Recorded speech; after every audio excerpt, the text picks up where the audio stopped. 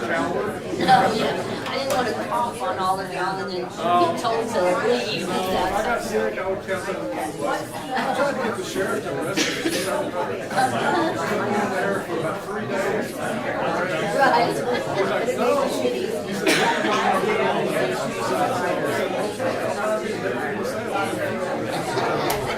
give me a TV and then I'm going to go. No problem. So he wants his budget shut down, so he's selfish. He's like, no, I'm not going to. I could probably get away with it. I got a sheriff or something. I was shocked whenever you were out there. Yeah, I was kind of cold and I.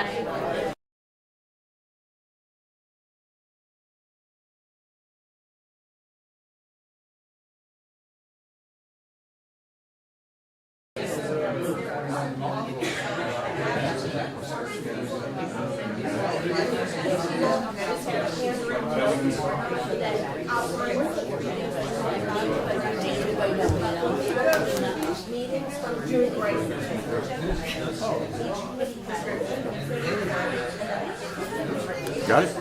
All right. Sorry. We're good. We're going to reconvene.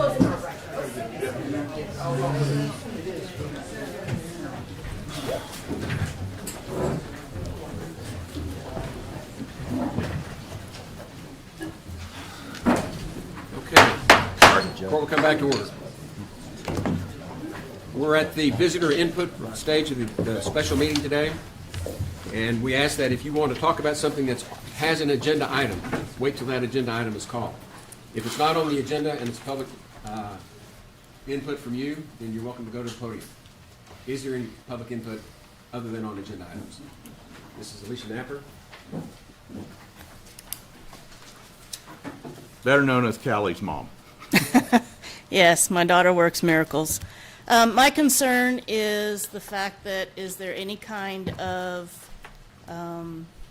grieving process or counseling put together for these individuals, these first responders, the dispatchers, everybody like that who is having to do this day in and day out? Is there any kind of counseling put together for them to make sure that they're going to be okay? We hear the question, but this is input only. We don't get a chance to give you the output back. But Thank you. that's all we can really say at this point. Any other public input? Very well, then let's move on to the consideration agenda. Item 1.1 is to consider, discuss, and take appropriate action following an update on the status of recovery efforts from the July 4th flooding. And Charlie, you want to start with us? Yes, sir, I do. This is Charlie Hastings, our county engineer, who has been, I'm telling you, sprinting across the Hill Country Youth Defense Center, Yes. back and forth every day, and up and down the highways. Charlie.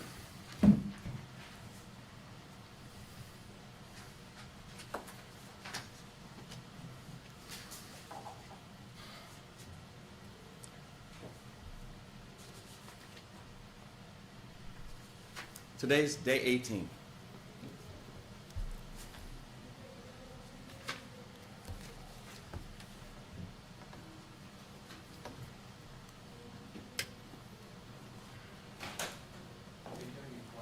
I'm Charlie Hastings. I'm a county engineer. I'm a licensed professional engineer. I'm a certified floodplain manager. And if I'm fumbling over my words, I have a really broken heart.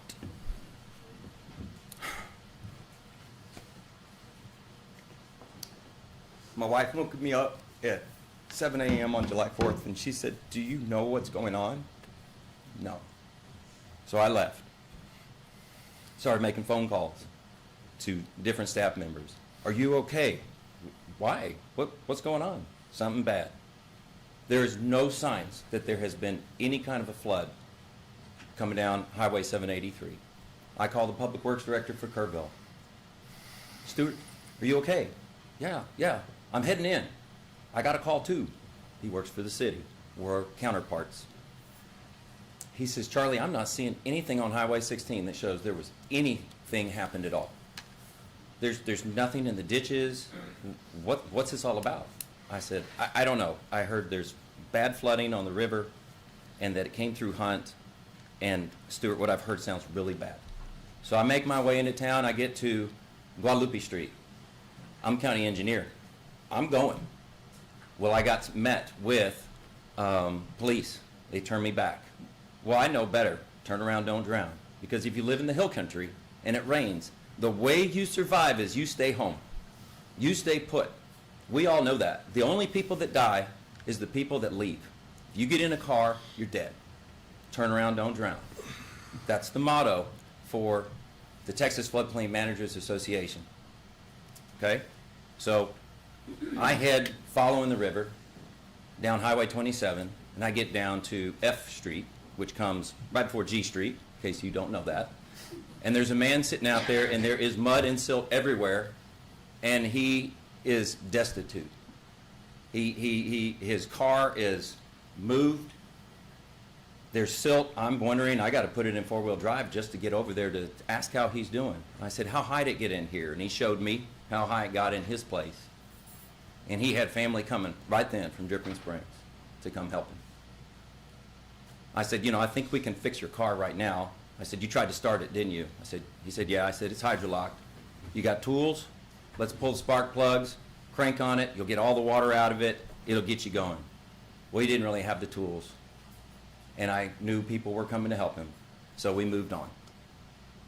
So we immediately go to the Road and Bridge office. I've got the Road and Bridge administrator coming. I've got my assistant. By the way, the county engineers department, we've been around only for a precious few years. We were formed in 2016, and I was allowed to hire an assistant, Bobby Gore, and he's unbelievable.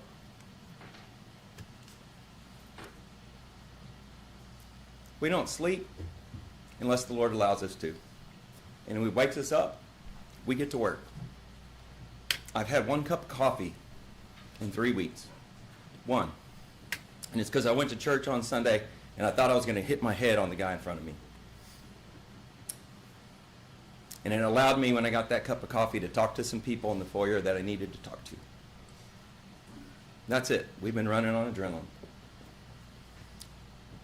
I talked with FEMA. I showed him everything we've done, and I can't get into the details, y'all.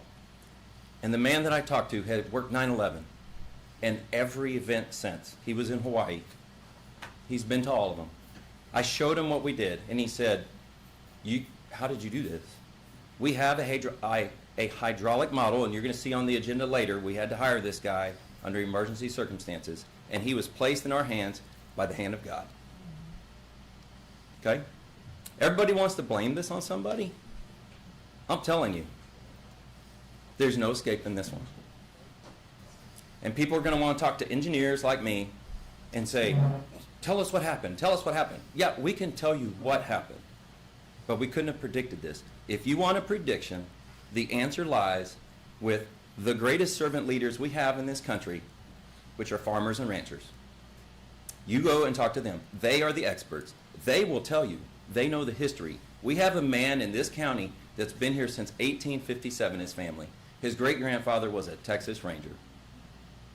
And he knows this river better than anybody. So you know we put him in a chopper so that he could see what's going on and tell us, what do you see? And he's not the only one. We've got others here that are the same. And they'll tell you what that river will do because they know. And they've told me, nobody alive has seen this one, Charlie. Not this one.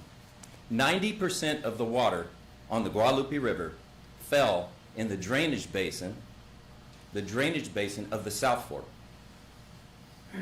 The flow at 12 a.m. at the Hunt gauge, and you can look it up yourself, was approximately 53 gallons per second. You could jump across it. It rained for 3 hours straight in that basin, and we've seen some data from the National Weather Service, and I've seen the images where it looks like a giant hurricane just sat. No wind, it stayed in one spot, and it put all of its might into that one drainage basin. It picked up a little bit of the North Fork drainage basin, a little bit of Johnson Creek. The rest of us didn't know anything was really going on, quite frankly. If you got up that morning, it's because you heard something on the news, and what you were hearing was not good, and it just got worse. A nightmare. I would like for somebody, I haven't had a chance to do this, but I thought about this last night. Can somebody please show us a graphic of just the South Fork of the Guadalupe River and show us how many acres that is and how big it is, and recognize that it is 100% limestone with shallow, friable, rocky soil. Everybody in the room here knows and understands when you've got soil that when you go out there with a spade to try to dig, and you go down about 1.5 inches and it says you're not going any further, you know what we're talking about. It's rock. It might as well be completely paved with concrete. And we know what a city like New York, I would like to see the image. I would like for somebody to show it, because I just don't have time, guys. Somebody needs to take the image of that entire drainage basin, and they need to figure out how steep it is, because it is very steep the whole way, and it is a giant funnel. And I'm sorry, but if you get rain for 15 minutes straight, it's going to do something ugly. 90% approximately of all the rain we got was out of the South Fork, and it went from midnight, 50 gallons per second, to 3 a.m., 264 gallons per second. No big deal still. 30 minutes later, it was 125,000 gallons per second. Folks, that's a 10-foot rise that every one of us has seen. No big deal. You could go down and look at it. I had a friend that did that. He went down on his quad at 4 a.m. in the Hunt area between Hunt and Ingram, and he said, Charlie, I've seen it 1,000,000 times. If he would have stayed there just a few more moments, he would have been swept away. He made it back. At 4:06, he put his head down. At 4:30, his mother called, because she lives in a cabin on the property, and said, there are people with flashlights in the field, and the field is full of water. Mom, you're crazy. Open the door. The water was 40 foot from his house. Way, way, way, way above the 100-year. Way above the 500-year. Because I have those.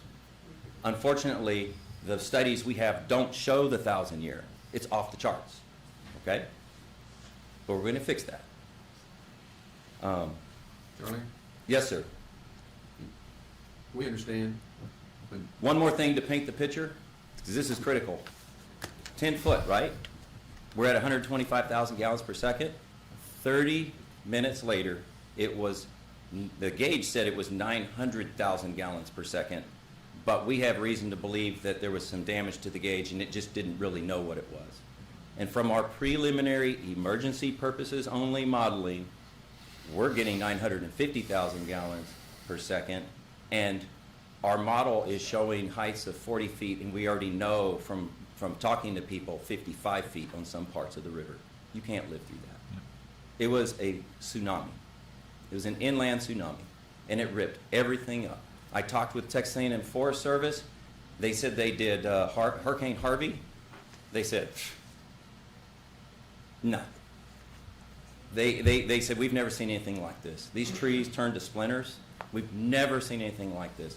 Our debris management people have told us, they said, this is bigger than Rockport Hurricane Harvey. You have more debris. Okay, so let me tell you what our engineering department has been doing. I wanted to show this right quick.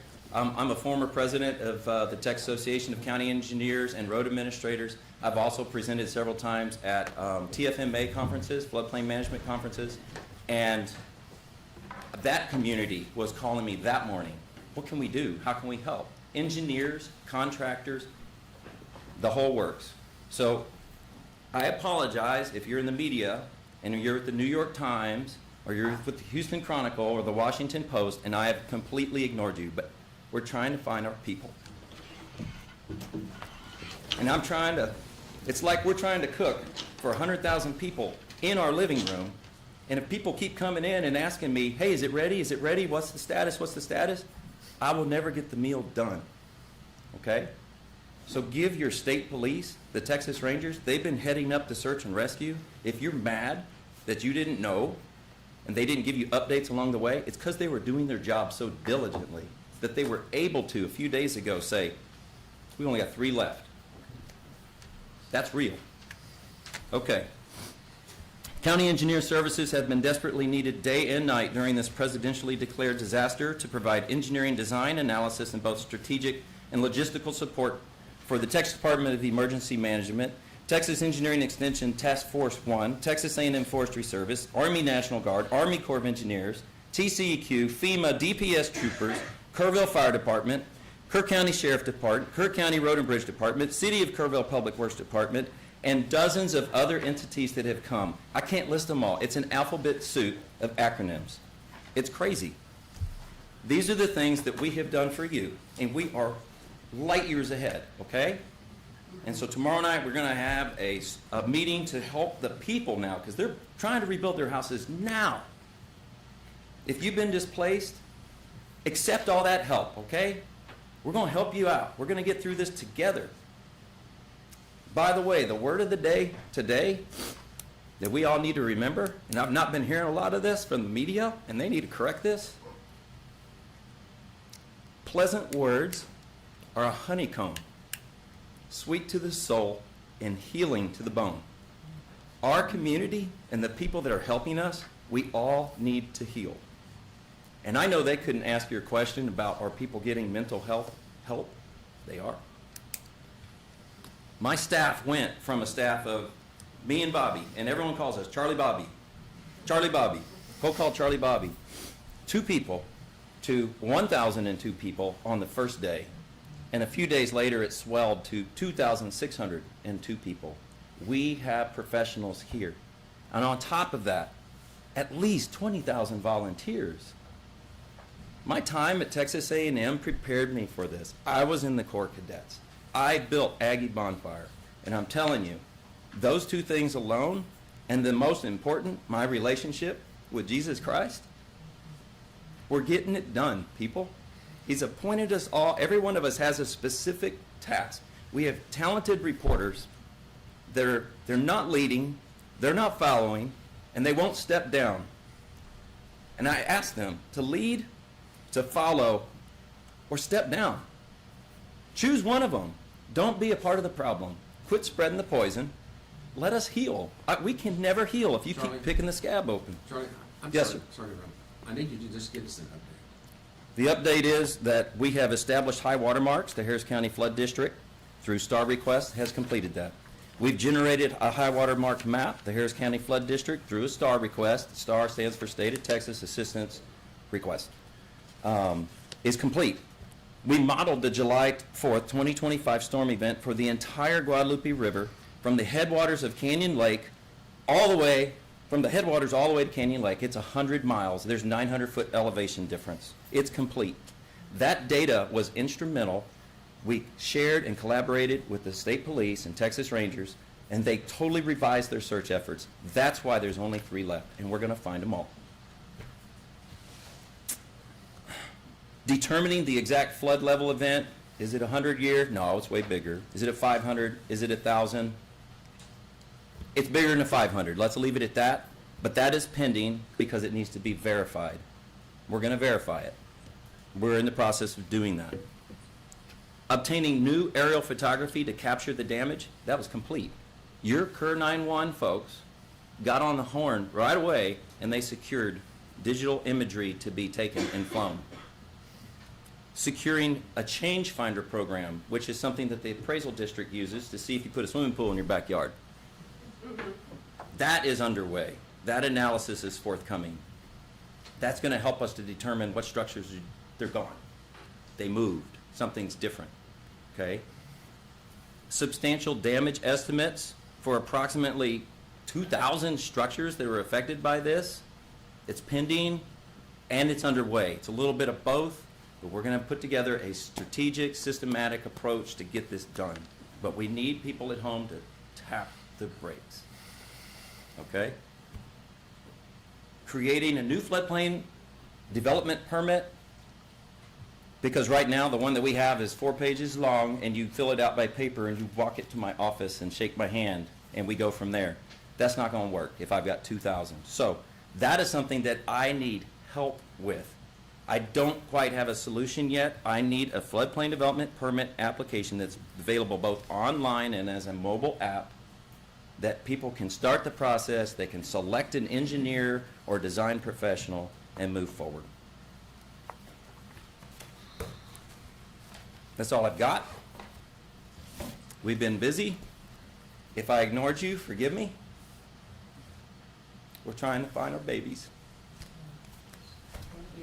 Thank you, Charlie. Question real quick, Charlie, model. Yes, When do sir. we get to see it? Mike's model.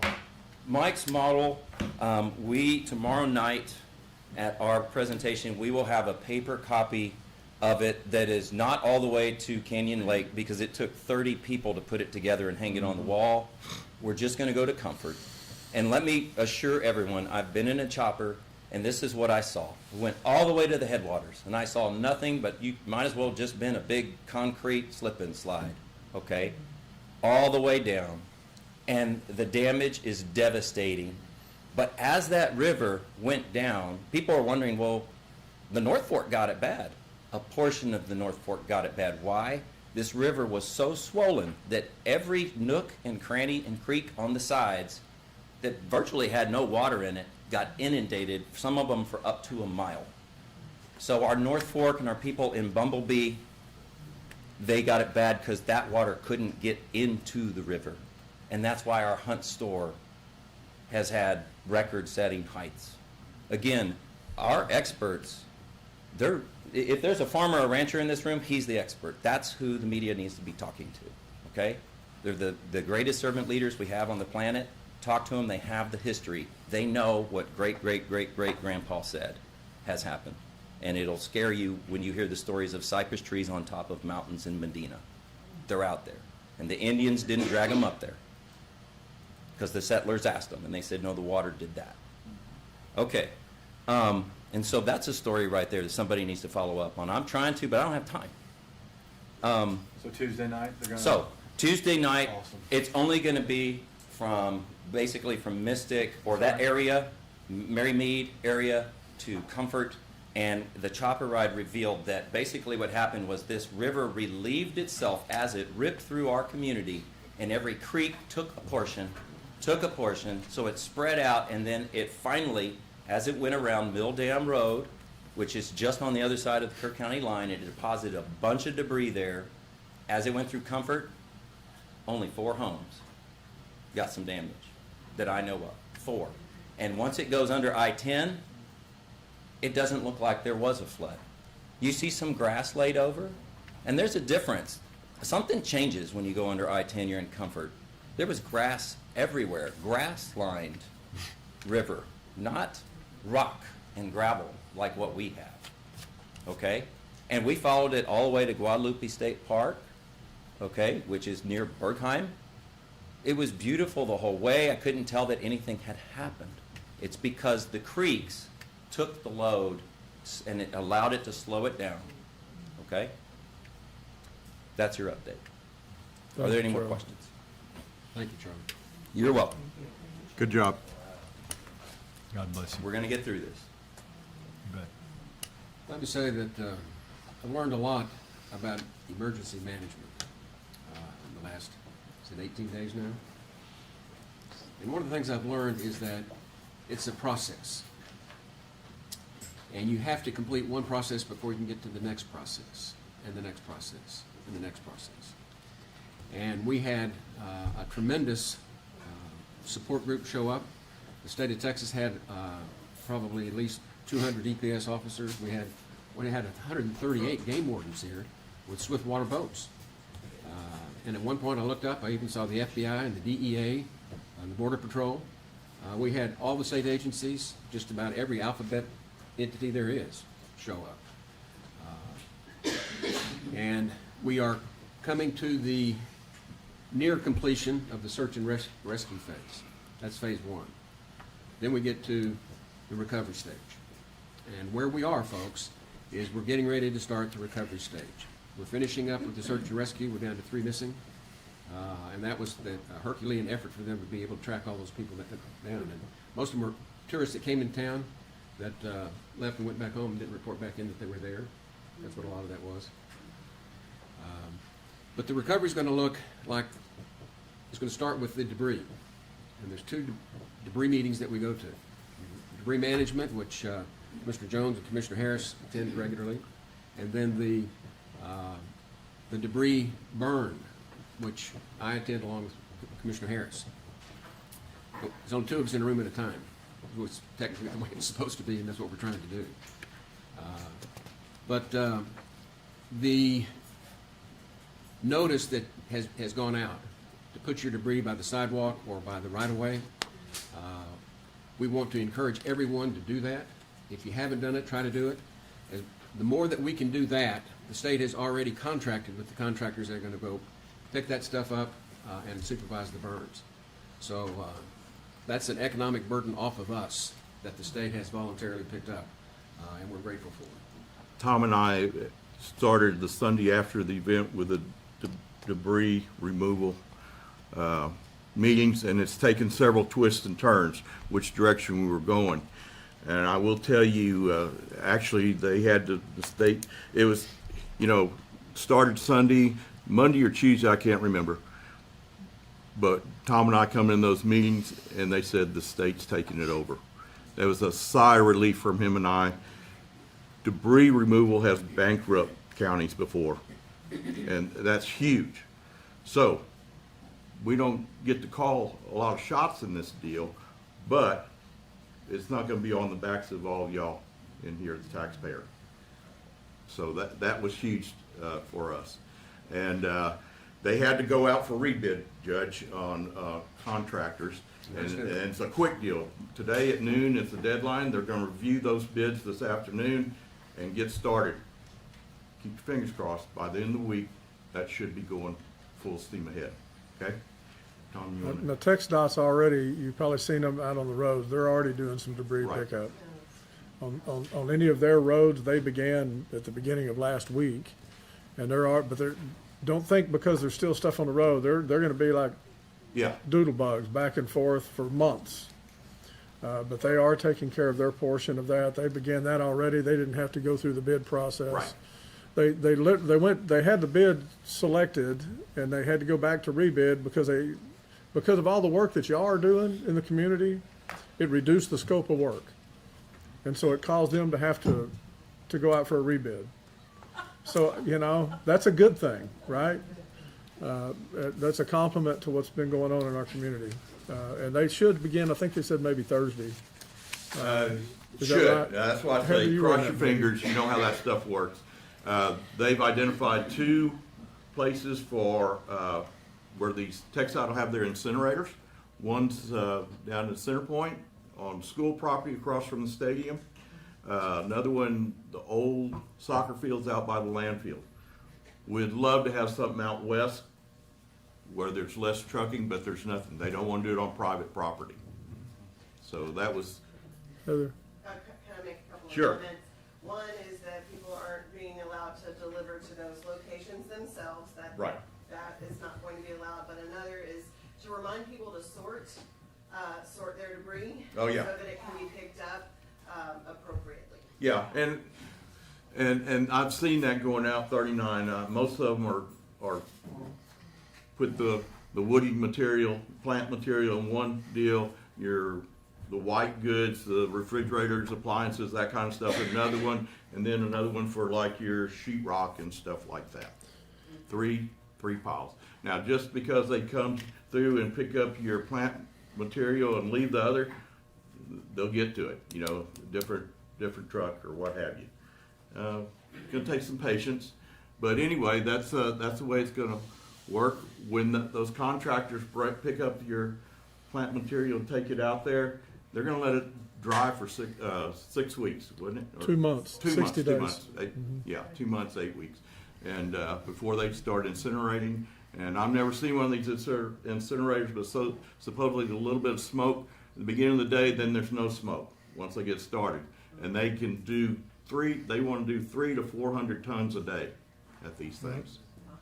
And it'll leave about 1.5 inches of ash when they're done. Yeah. And and they've all said that the debris is just so massive, much worse than Harvey and all that. So that's where we're at on that. Debris burning. The judge and I will be in another meeting. We've had 2 already. This afternoon we'll have another one. And there's talk what we want to do there. And like the other one, it takes a few twists and turns, but we're going to iron something out. And it's my hope that we can identify just the river corridor and the flooding, maintain the burn ban on that, and maybe open it up to the rest of the county. Because a lot of them, the Mountain Home and other areas, Center Point, that weren't affected by the flood, this has been a pretty good time to burn, and we haven't been able to. This The reason- process will take probably about 6 to 8 months. Yeah. Don't expect a quick fix. No, Now, FYI, let me kind of walk you through the stages. We've got, you hear us talk about floodplains, and then there's what they call the floodway. And the floodway is where the water really flows, okay? There are things that people want to burn out here in the country before August gets here that were not the result of the flood. And we want to be able to let them do that, but right now we've got a burn ban on. And the rate limiting step for us is the S&R teams are trying to take the dogs over the piles one more time. This is the third time over. They've already done it twice.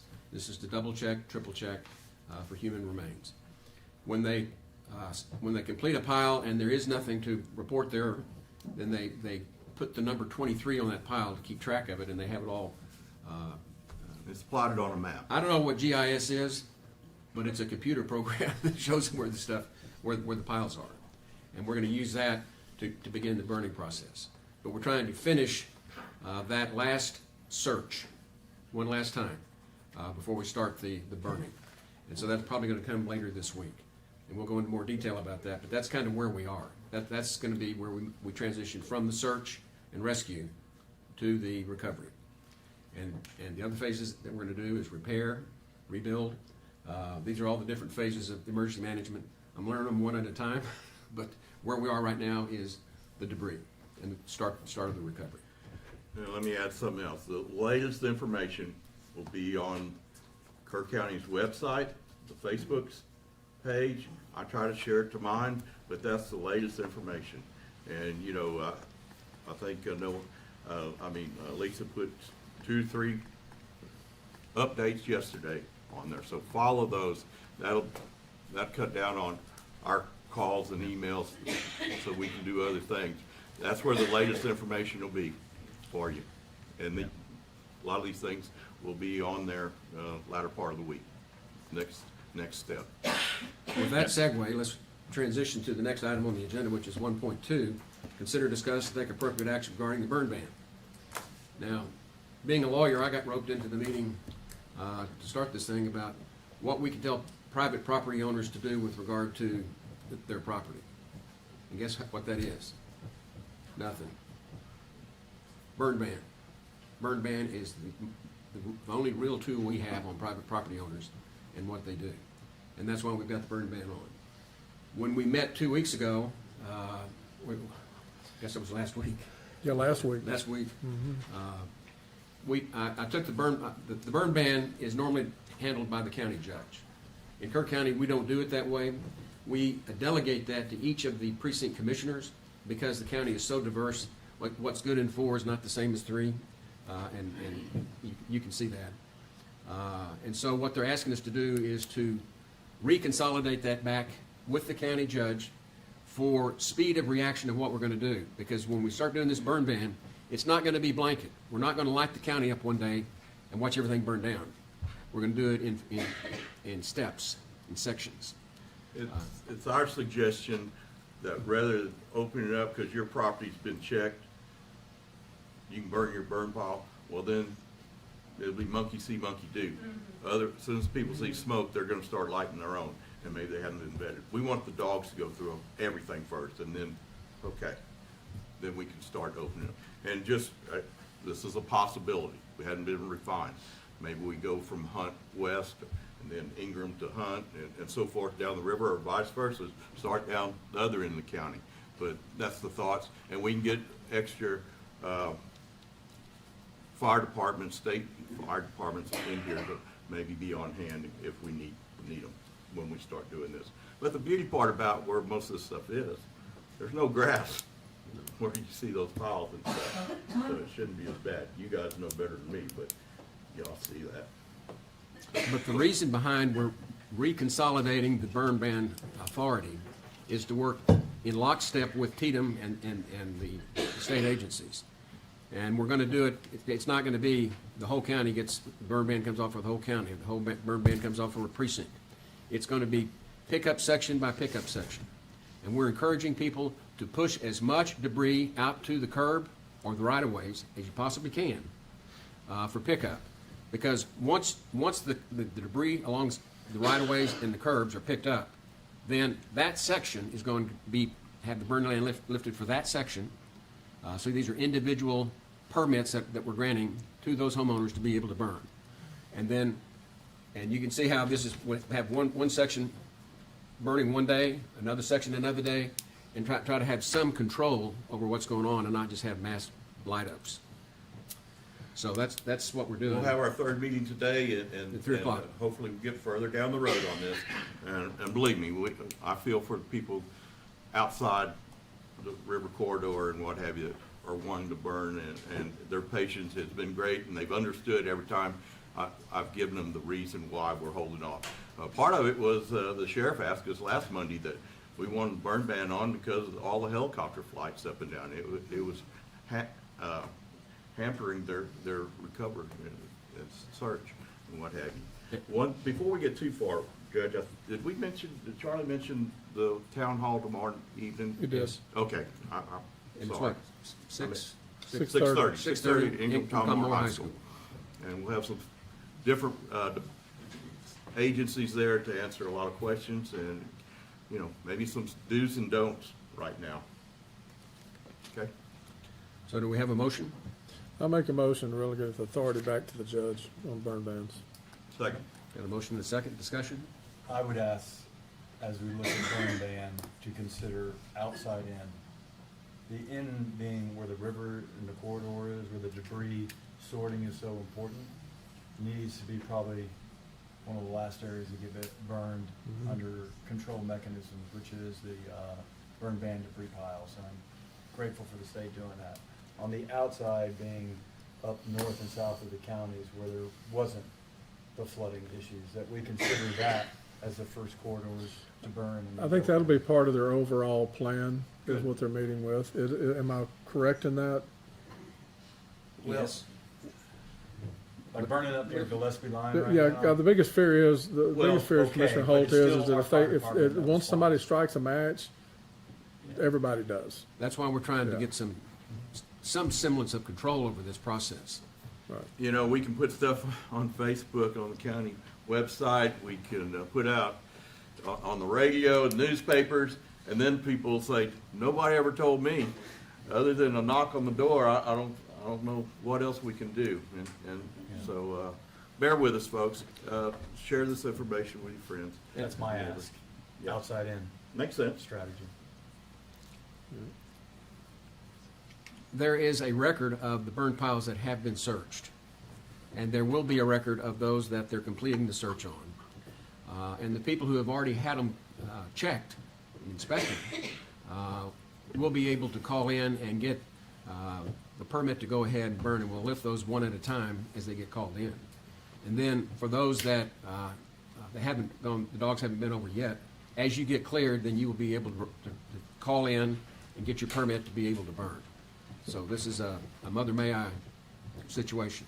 You're gonna have to talk to us. If you haven't talked to us, you're gonna be in trouble. And we ask for everybody's cooperation as we do that. Any other discussion? Those in favor, raise your hand.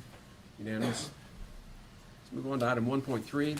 Consider, discuss, and take appropriate action to ratify the interlocal agreement between Kerr County and the Texas Division of Emergency Management for the use of the Hill Country Youth Event Center for operation and coordination of state emergency response, recovery, preparedness, and mitigation efforts. I move for approval. Second. Got a motion and a second to approve the contract. And by the way, that's contract they're paying us $4,000 a day to use that facility. Yeah, that's a good deal. I That's just a good want to ask the county attorney, I mean, we've got 41 pages under Exhibit A. So I guess in this scenario, we're considered a vendor? Or, I mean, it was a little bit confusing. I'm just wondering, are there particular areas of concern at all in that, or you're good with the No, whole we've darn thing? worked through that contract to make sure it has all the terms that we need, that FEMA says are appropriate. Yeah, well, I'm assuming it's their standard contract, and they wouldn't have let us make any changes to it anyway. But it's a lot of language in there for. It's working with the government. Yeah, I guess, okay. Is So we have a motion and a second. Any other discussion? Yeah, I want to say that we've been very fortunate, the campus of the event center with the field over there for the helicopters, and even the dirt barn, it was full of boats for a lot of the event, but it's worked out extremely well. Boy, we'd be in a mess if we didn't have it. I'd be remiss if I didn't again mention long-term EOC, well beyond this. I took Commissioner Jones to show Good, your thank idea yesterday, or the day before, somewhere in the last week or Somewhere in so. there, yeah. So, I mean, I Yeah, go on back to my. regular yeah, issues. Back to my experiences, having a standing EOC Yeah. that we can hop right into in case there's emergency. Not a portable one, but a standing EOC that has all the radios and equipment and computers that we hop in between the city and the county. Yep. And we do have a pretty suitable building ready to be stood up for that. Right. Which is outside of what's in the River Hill Star. Country Youth Event Center, River Star Park. Just so publicly I say that. Emergency Operation Center. For those that know what EOC was. Well, we're learning a lot of new acronyms. well, I'm still trying, there's too many of them. They said they have a book of acronyms, if you ever want to Yeah, like download it. this. It's about that thick, and it's nothing but acronyms.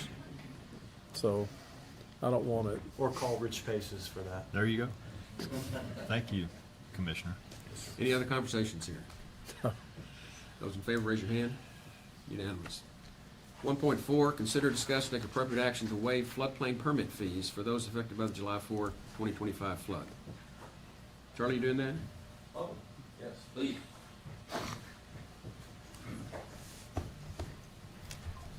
They all got flooded out, and we need to waive their permit fees. Is there a motion? I make a motion, we approve. Is there a second? I'll say.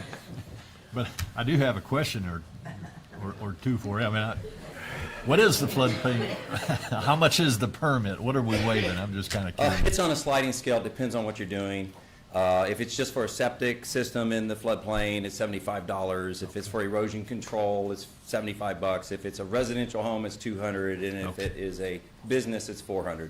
These Okay. folks need every single penny, let's give it to them. I Hold on 100% agree. I was just curious. Is this a geographic exemption for creekways and? We know other things, everyone or who is countywide? affected by this flood, because we have the limits, including up creeks, okay? Yeah.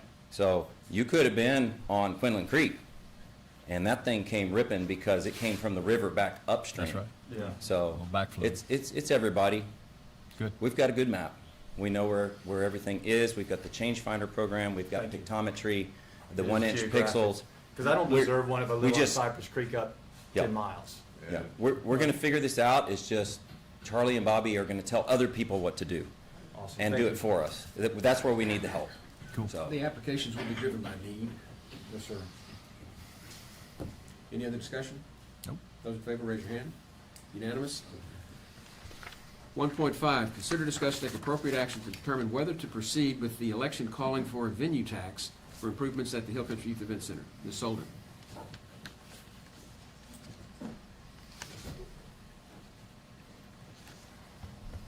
Good morning.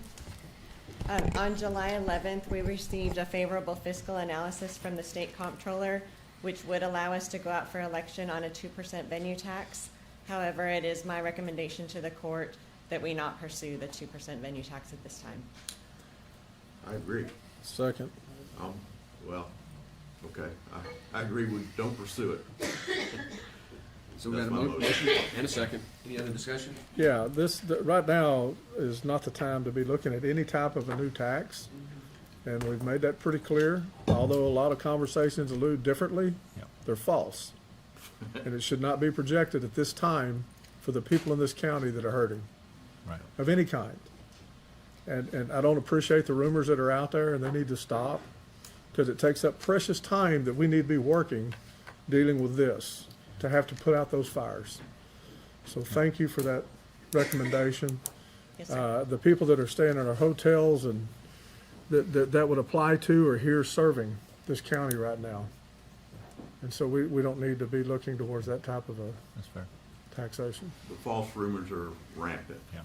Some of them just flat, not false, they're just lies. Well, some people have been respectful enough to call and ask, Yes, rather than just go out on Facebook. right. So, thank you.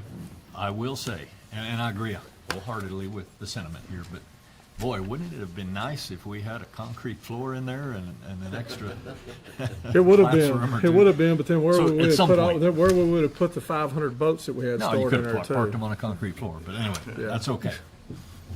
At some point. I'll put in a star request for concrete. Thank you. If Any you other can, discussion? absolutely. Those in favor, raise your hand. Unanimous. Item 1.6, discussion regarding proposed department requested budgets and tax rate.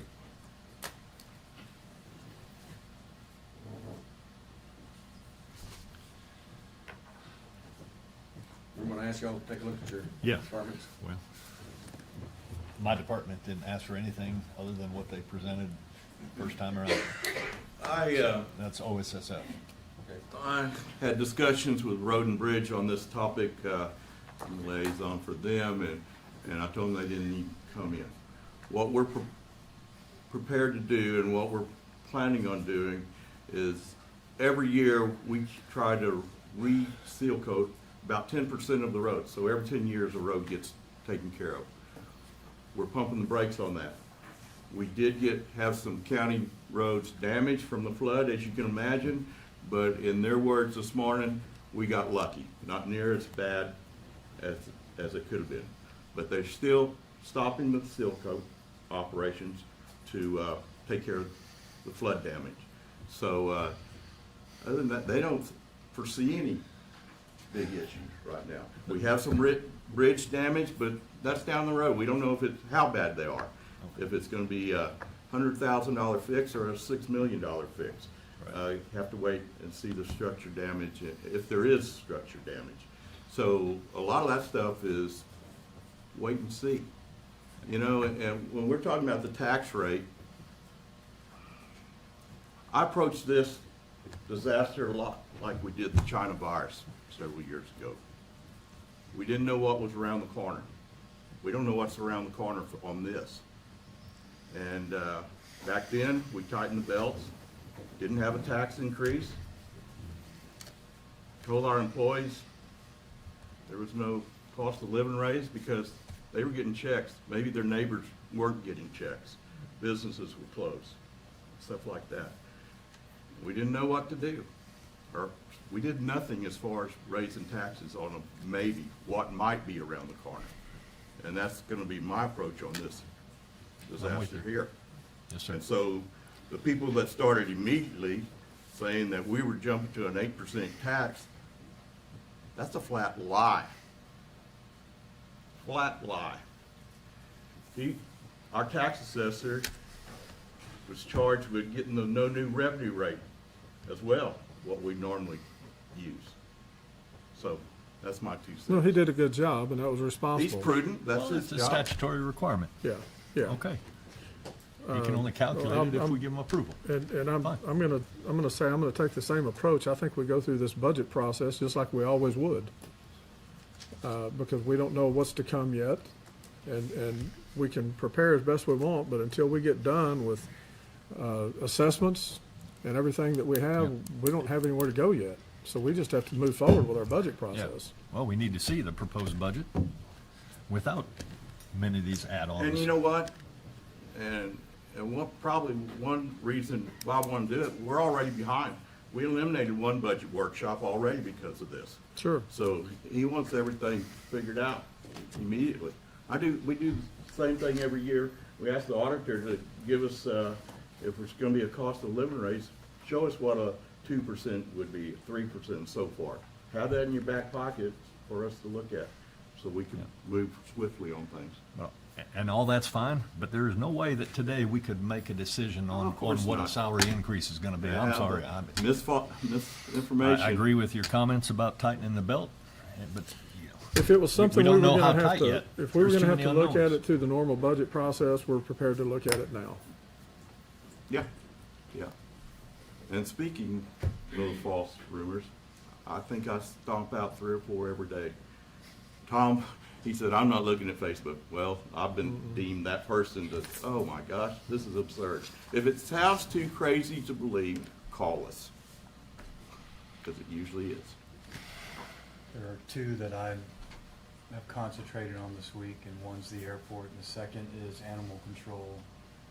The airport, I want to make sure that we seek reimbursement from the state for the use of our airport for all the aircraft that have been operating. You bet. As you know, there's loss of revenue with that. When all the aircraft have been here, they're not charging them for ramp and landing fees, and normally they would. So I think it's important that they capture those costs and make sure we get reimbursement for that.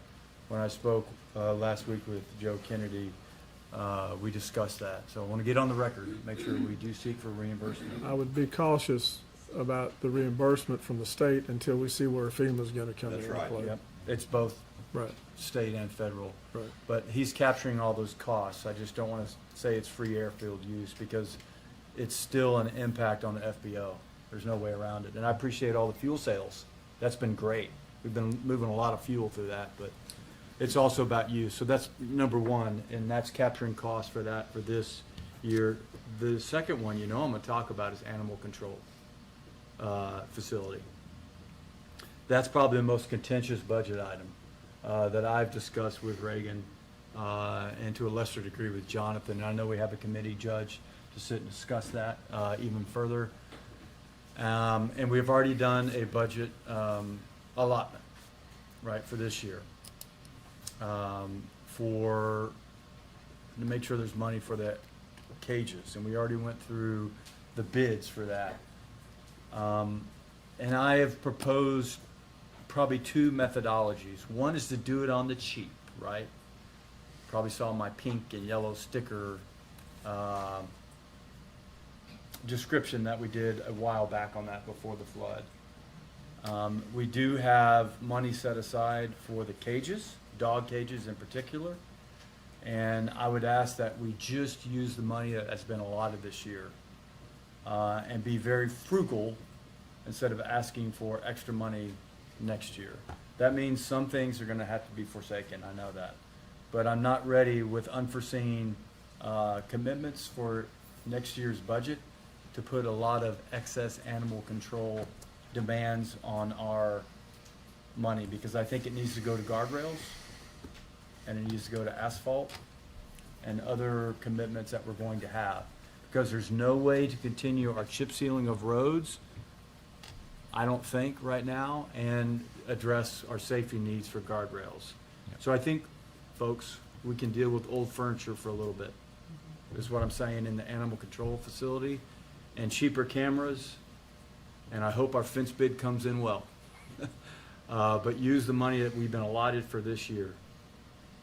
That's where I stand, and that's what I think is the appropriate thing to do right now for the animal control facility. Thank you. The new one, that is, and then sell the old one. So I'm on record with that. You know, a lot of money has poured into Kerr County, and I forget the name of the fund, but, you know, no, they can't help. I need to talk about that.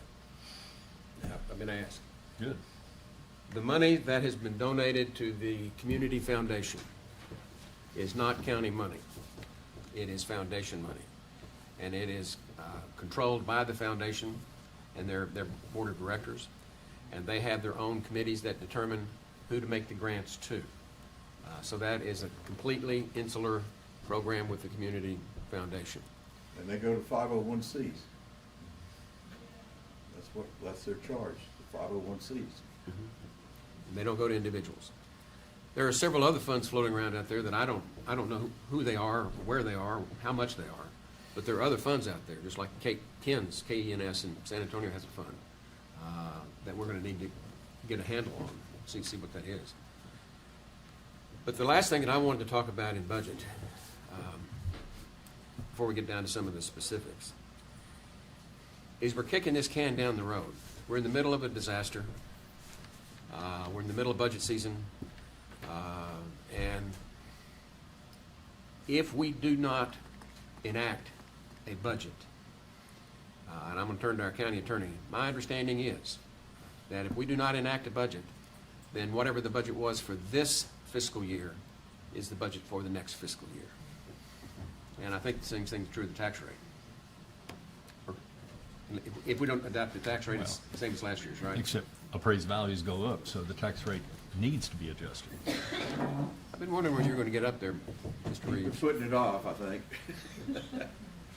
Your question again, Judge? If we don't adopt a tax rate this year, it defaults back to last year's tax rate. Or the no new revenue rate, whichever is lower. Yeah, there you go. Heck. Sounds good to me. So we're going to have to start taking action pretty soon. Right. Because the deadlines are, and I'll get together with the auditor and the county attorney and make sure we get notice out to everybody what the deadlines are. The drop dead deadlines. Right. Right. Any other discussion on this agenda item? Do we have any idea yet how much revenue we lose because of all the damage? Has anybody come up with an estimate or guesstimate even?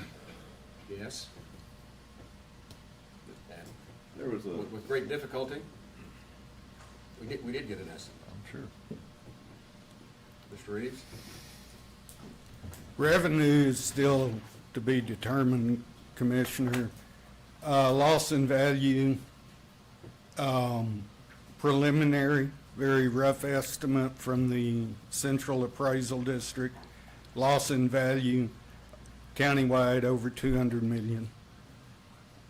Okay. And- So our loss of revenue is with the current tax rate or next tax rate? what? Until I see the breakdown of these, how much is different types of value, I can't give you an answer to that. Understood. I feel I've like- seen the value. I Yeah. want to know what the impact in our revenue is likely to be. Dollars. At this point in time, I really, it's too early. it's too early. I would ask in this, subject to everybody else's schedule, if we could have a workshop around the 4th of August, 2 weeks, I could provide you much more accurate answers than I could. And if we could do a workshop, then we could have some time to discuss all of this in depth. I'll make a motion that we hold a workshop on August 4th. This is a discussion item right now, Okay. not an action item. But I think we all want the workshop. Let's do it. Well, and a lot of those people are gonna be able to opt out, you know, on taxes and what have you. There's a temporary exemption form Yep. that is available online at my website. You can come in my office, appraisal district. I believe volunteers are getting them out in Ingram and Centerpoint today. Correct. Which the forms go to the appraisal district, and then they will look at them. But to be eligible for that, they must fill out this form and turn it in. Right. And they have until, I believe, October 18th. And just so the public knows, you mentioned Centerpoint. I'm a little bit more familiar with that one. That's going on today as we speak from 10 to 2. They're going to be at the Centerpoint Historic Park in the Red Roof Building. And that's Barbara Ferguson kind of took the lead on that. She works for our West Riddell, our district representative. And so we're going to have that thing staffed from 10 to 2 And I every day believe this the week. same way in Ingram. Yeah, I just don't know the details on that, but I wanted the public to be I want aware. to say, and you can look, I think it's the Edward Jones office in Ingram, right there around Wells Fargo. Okay.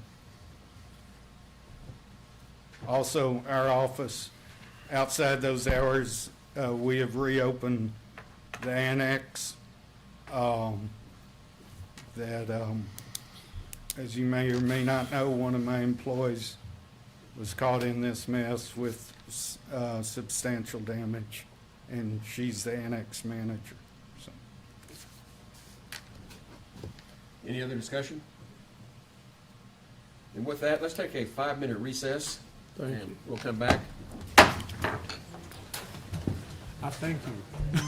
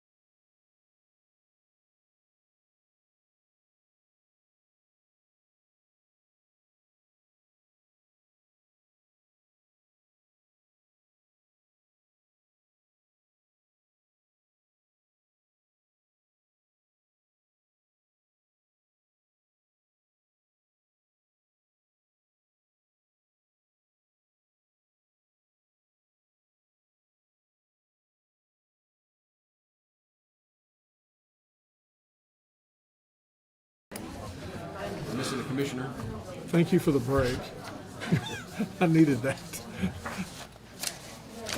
They're always asking for breaks. Yeah, I know. Little guys get lost. If I've been I'd hearing said, short jokes all week long, 2 weeks, from somebody else on the board. I don't know who that would Sylvia? be. The next Some item on the bullying I agenda. want to talk to you about. The next item on the agenda is 1.7. Consider, discuss, take appropriate action to appoint a grievance committee pursuant to the Texas Local Government Code in the event that a grievance is filed by an elected official regarding the proposed salaries for elected officials in the coming fiscal year. This is something we do every year. This is how elected officials can bring to our attention that they're not being paid enough, they don't, in their opinion at least. So we form a grievance committee. And Can we, I'm just asking, I know we do this, but when I was reading the local government code on that option 1 that has already in place for that 9-person panel to be the sheriff, county tax assessor, collector, county treasurer, county clerk, district clerk, county attorney, criminal district attorney, and the number of public necessary to bring up that 9, is that the method that we're gonna go with on that? that's what we usually do. Yep. Yeah. Okay. Standard. It's Sorry, standard. I was what reading we through did all last of it, and I year. wanna make sure that's what we're doing. Yep, 'cause- that's what. And usually that's we how- don't have anything. I mean, We have in the past. I We've know, had a couple. I know of one, Who knows? but usually none. So, So is there a motion? I'll make a motion. A second. Got a motion and a second to do the statutory Yes, persons. yes, sir. So we have a motion and a second. Any other discussion? Those in favor, raise your hand. Unanimous. we have Yes? some point. Okay, I'm sorry. Go ahead.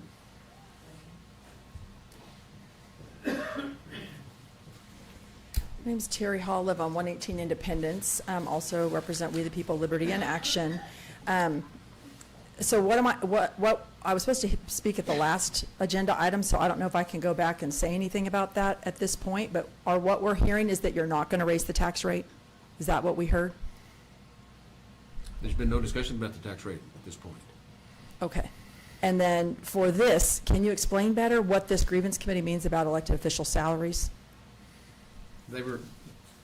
We have a publicly noticed salary for elected officials.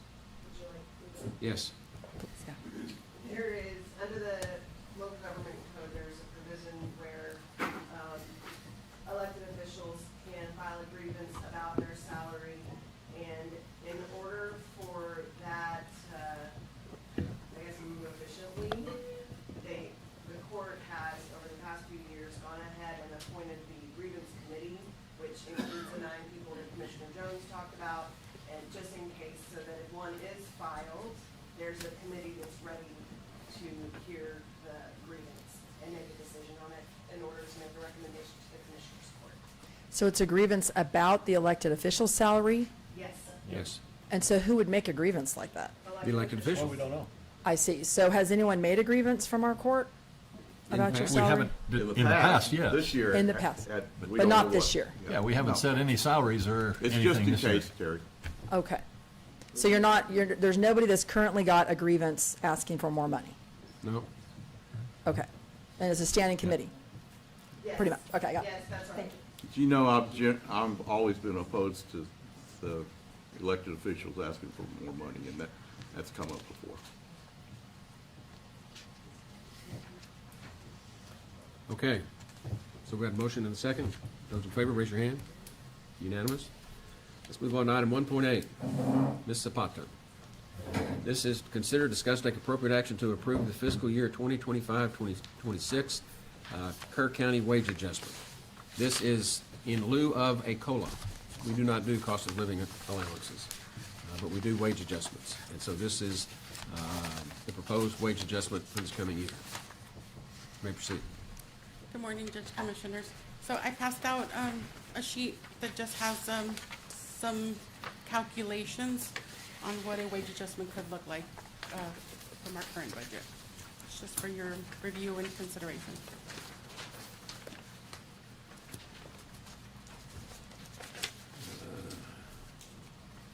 I'm trying to. find it here. That's the one you just passed? That's the one we just passed out. Yes, sir. Maybe on the bottom there. Yeah. Yes. Sylvia, if you could, background, what was given last year, what's the federal rate, why is this being presented today? Last year was 4%. I don't know what the federal rate, I don't have that with me, I'm sorry. 3, is it 3? Okay. Sorry, I did not prepared with that one. But last year we gave a 4% wage adjustment, and our salary survey gentleman indicated 2.5 was kind of average for this area. So we started with that one and just kind of gave a couple of different options. I would say that it's not that anybody's not deserving, because our county employees have certainly risen to the occasion, but I'm not particularly going to be in favor of a wage adjustment this year.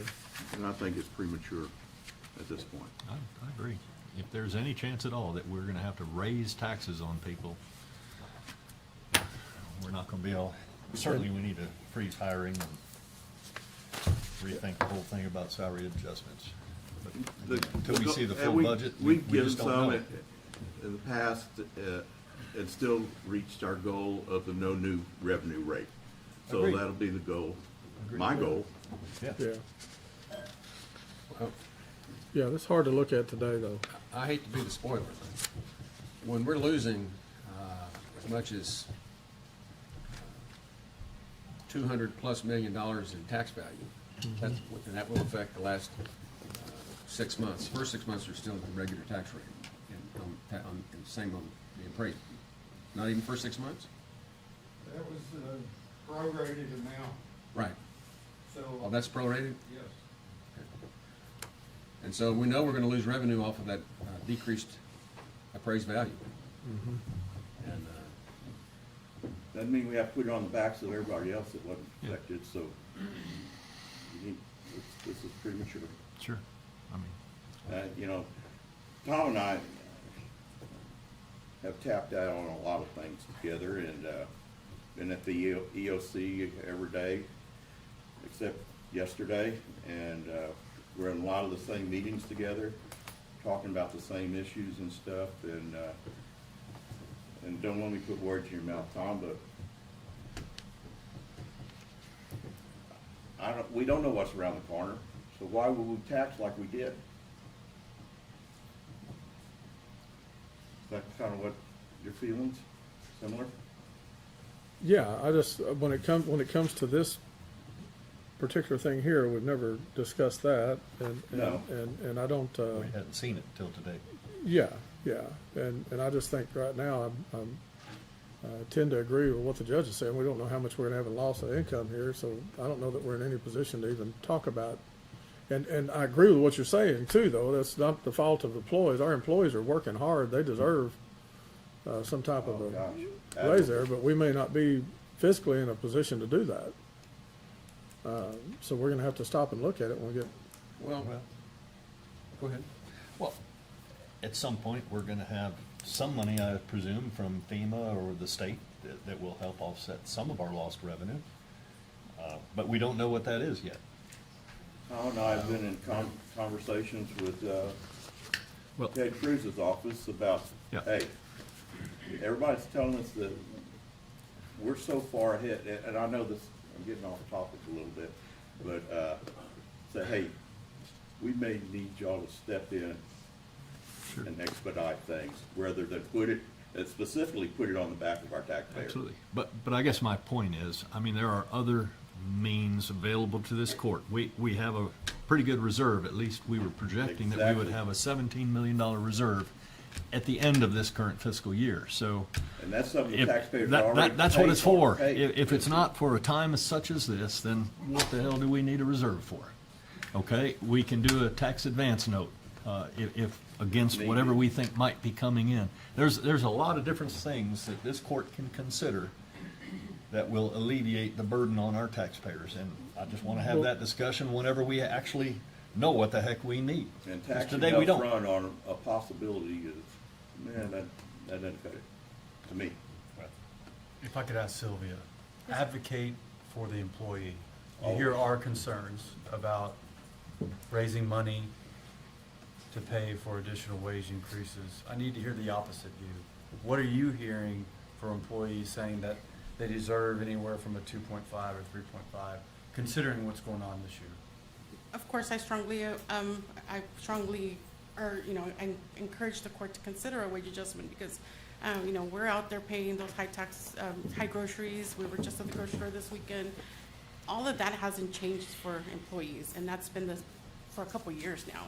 So all the employees do work hard. We do have some positions at Road and Bridge that we can't get filled, and it's part of it is because our wages are still kind of low.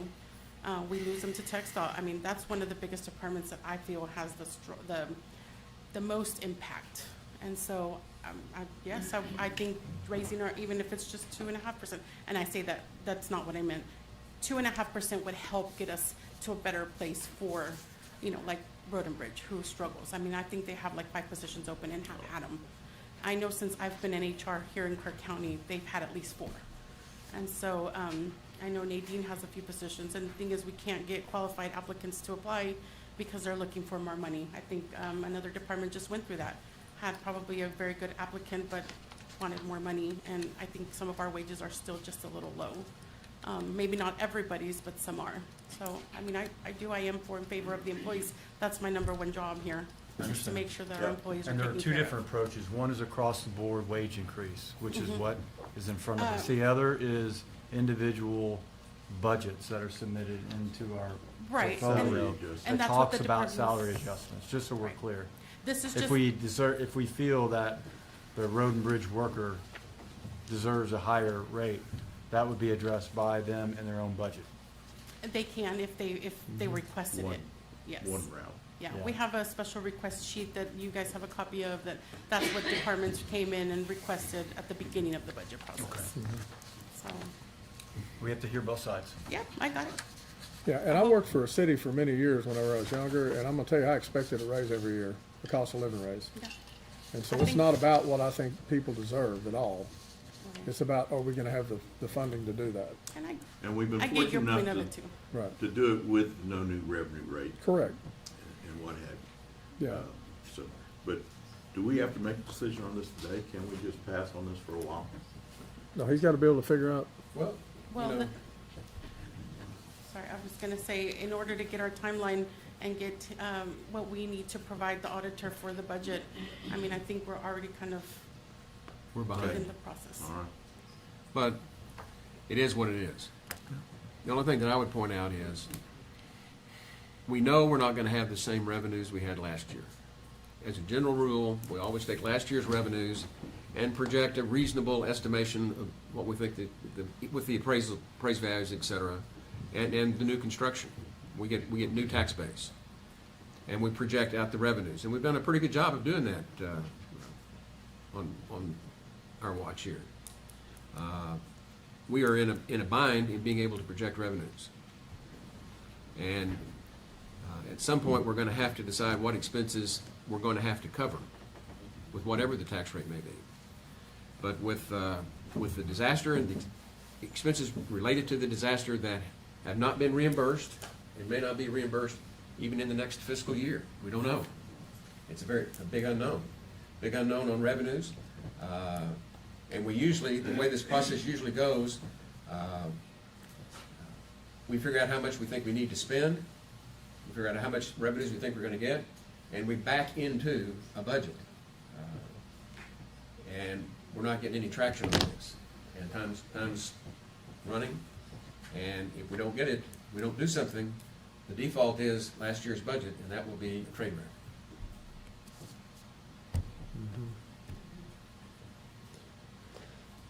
In regards to our reserves, how can those be applied? You've told me before, Tanya, that it can be used for emergencies or it can be used towards a budget, right? Am I correct in that? So for the current year, we would have to declare an emergency, which has already been done, to use those that are above the budget. We're tracking what the costs are, we're trying to get an idea of those, that's why we're asking for these U-14 forms, there's people working on it, as we speak. As far as next year, you can spend however much you want to, until it's gone. However, generally you want 3 months' worth, which is where we come up with the 25% reserve. Part of that is because your tax money starts coming in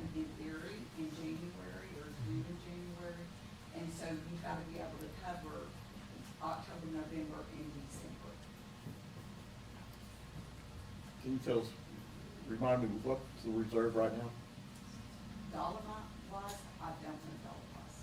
It's 25%, it's about 25%. Usually at budget time, when we're budgeting, most of them, we go back and look through the year, we budget down to that 25%. Well, I'm talking about this fiscal year. It was somewhere around 25%. I just have to look at it. It was somewhere around 17 And again, million. we're talking I thought it budget. was more. Little bit. Right, I think right. it might be. It is moving. Yeah. Yeah, it's more than that. You It's about 19, I think. Well, maybe it is. Yeah. And so for 25%, you're looking at needing to maintain about 15 in there, or? I need to look at the Well, it's all going to depend on what your expenditures are. I like that you want to be right on the, and thank you for that. I appreciate that. anyway. Yeah. It's a guideline. Yeah, but she doesn't want to just blurt numbers out, and I Well, appreciate that's fine. that. No, but I'm That's- just, the that's, 25% is a guideline. But these are exceptional circumstances.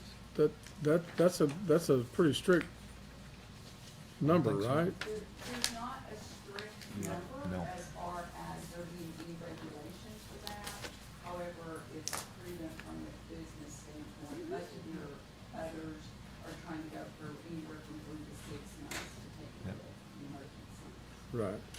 I mean, we've been blessed that we've been able to have at least 25%, in many cases, quite a bit more. Yes. I'm just that's saying, you know, true. I mean, Well, point This- being, this we is the should one have some time we room may to not. move there, right? I don't know how to answer your question when you say we have some room. Well, room to be able to stop and look a little closer at, if we can, in the next week, we should not, maybe get a little closer numbers as to what our loss might be on the budget. I know we will have better numbers from the infrastructure damage over the next week to see how that's been affected. So Okay. none of that has been discussed or is part of the conversation. That hasn't you been- just said. Has not been considered. It hasn't been looked at, it hasn't been done. As far as the emergency part, that's one part of the FEMA part, it's A and B categories, I think is what it is. Mhm.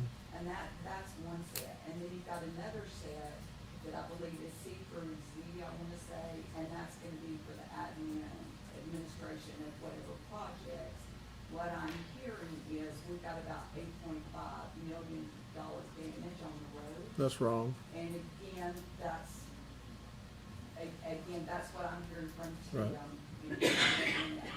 With our people and with our employees, and you looked at the damage. It may not be correct, that is true, because Right. it was way early, and that's why it's so hard to talk about right now. So all you can do is look at what your estimates are. I believe there's 2 lift stations that have damage to it, so that, I believe the deductible is 500,000 on those, so we That is could correct. have $1 million there.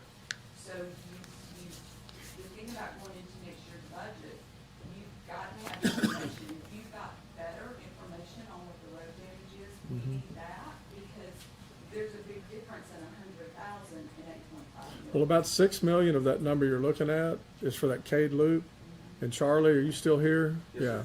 Why don't you tell them what we're looking at doing on that real quick, because it's important on the numbers. And he's got more information. You know, There you go, Charlie. that bridge right there, when we saw it, and as our guys would drive across it, in big equipment, they said, we can feel it teeter a little bit, okay? But the bridge deck is sitting on top of a bunch of foundations, and it's stable. I've had it evaluated by 2 different engineers. One of them evaluated it on 3 occasions. Okay? No, it's been evaluated by 4 engineers, because TxDOT has looked at it. Task Force 1 looked at it on the first day. That was the day I got real angry, because someone said some Aggie engineer came out here and said that the bridge was okay for emergency, and I said, I'm the only Aggie engineer in this town. What's going on? I didn't realize that the Texas Department of Emergency Management they're already in town, and they were just like bees all over. I didn't get it. I was trying to take care of my county, and we were trying to do it on our own, and once we realized that that was our resource, I quit running, and I stayed in that emergency operations center and gave direction to 2,600 people to do it for us. Okay, so it's been evaluated. I had Pape Dawson engineers come and pro bono, and, you know, their services, they give it to the treasurer. The treasurer says that they gave us this much value. That counts towards our 25% match, okay, with FEMA. So we're logging, a lot of people have donated a lot of different things. We've seen some parks get cleaned up by people that are in the community. They want no recognition.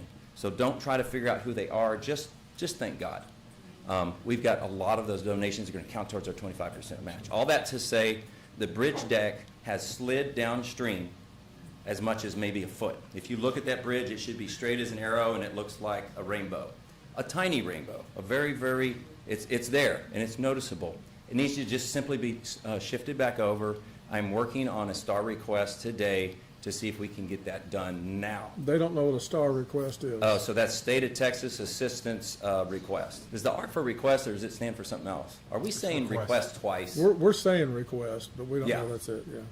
So anyway, guys, the governor, you have got to thank the governor, okay?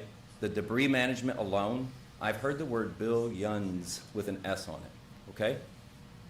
And they've picked up the tab. And you all know it would break this county, and we would have to just leave it and look at it for 50 years. It's going to be And gone. when will we have an answer as to whether or not we can get that done? Not yet. I'm working diligently on it, and that's one of the reasons why, as soon as this meeting's over, I got to leave. I can't talk to reporters. Let me do my job. At the appropriate time, we can have those But discussions. that's important information that she's gonna need to know. And Yep. Charlie, what's the normal split between TxDOT and the county on bridge? The repair, normal bridge what? repair? I missed the first The one. normal split. Oh, okay, so any bridge that's in the state of Texas or in the nation, there's a national bridge program because we were tired, the nation was tired of people driving across a bridge and it just crumbles. That's horrible, right? So they said any bridge that has a 20-foot span or more needs to be on this inventory. So you have this national inventory. Well, K-Loop Bridge has got 5 50-foot spans, okay? So it's long, right? And so it's definitely on the bridge inventory. And what TxDOT does is every 2 years, they send a team of engineers, and it's never the same engineer twice. So they don't get to reuse last year's, 2 years ago report.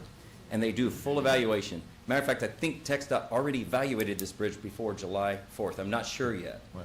But, and then they evaluate it, and that bridge was built in 2015. It's brand new. It's a great bridge. And it was built well. We're gonna be able to fix it. I'm gonna try to get it fixed before everyone leaves town and all the Tonka toys leave. We're Thank trying to you. get it fixed. Thank you, Charlie. So, that's it. But normally TxDOT picks up, was it 90% in the yeah, county yeah, pays no. 10? So it's an 80-10-10 split. 80, So if okay. a bridge needs to be rebuilt, any bridge in Kerr County at the appropriate time, 80% comes from the federal government, 10% from TxDOT, 10% from the county, and the county can do in-kind matches Yes. on other bridges, which we have done in the past, very successfully, I might add. And so, there you go. Yeah. Yes, Oops. yes. How did you get off track? Well, we were trying to figure out what our income is gonna be, and so, I'm sorry, I apologize, I sidetracked It us. is, it's. But that's important because we're dealing with that. And so, that being said, we may not have the loss that we think we have, That's right. is my point. That's the point. Because we originally thought we were gonna have to replace the whole bridge for $6 million. Right. That's, and that, in my opening comments or So, earlier. If I get it fixed in the next couple of days, it's gonna be a lot less. There'll still be some cosmetic things to do to it after, but if I just get the decks all shoved back over where they're supposed to be, So if we can, it saves time. so if we can end up getting through this with a couple of $1 million loss on the things that you've currently got, and that probably will be very realistic on that. I'm being a little more cautionary because I know TxDOT is doing their numbered roads and bridges with asphalt and guard repair. I appreciate that.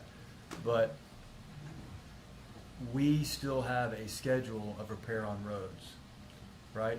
And some of that money was from a fund, right? That went to Fund 15, if I'm right? Road and Bridge Fund. Road and Bridge Fund. And I know where some of that money in allotment went to. So I am concerned about that for the future on all our non-numbered roads and bridges and guardrails that need repair. because that is an extra expense that we're gonna have to submit for. Let's get back on track. We're skipping all over around on this budget. We're supposed to be dealing with some very specific things today. One was the wage adjustment. If this court is not ready to make a determination on that today, then we pass it. Pass it. Pass, okay. Then we'll move on to the next agenda item, which is 1.9, consider discuss take appropriate action regarding special request. This you have in your packet, special request. And just to give you a brief recap of what I've done with this, and this is the point in the budget process where everybody's mad at me, but I make my recommendations. In animal control, the driving issue has to do with the law enforcement certification for the deputies. That has been an issue. It was an issue last year, the year before, and you don't have the special request in the book. It's this one here. The special request. Have that. Do you mind making? Yeah, Jody put it in our mailboxes this morning. Oh, did you? She's got It probably one. got lost on my desk. Here, that's all right. There we go. Jody, Thank you, can you ma'am. grab one? Oh, look. Yeah, thank you. There we. And so let's just You're start. prepared for us that aren't prepared, right? Trying to be. Thank There you, should ma'am. be a special request in there. Okay. Okay. Let's look at the top of the page. We're going to start with animal control and solid waste. And you will see my recommendations there. Basically, I don't see Reagan. Is he standing out there? It was. Go on in. This is your, I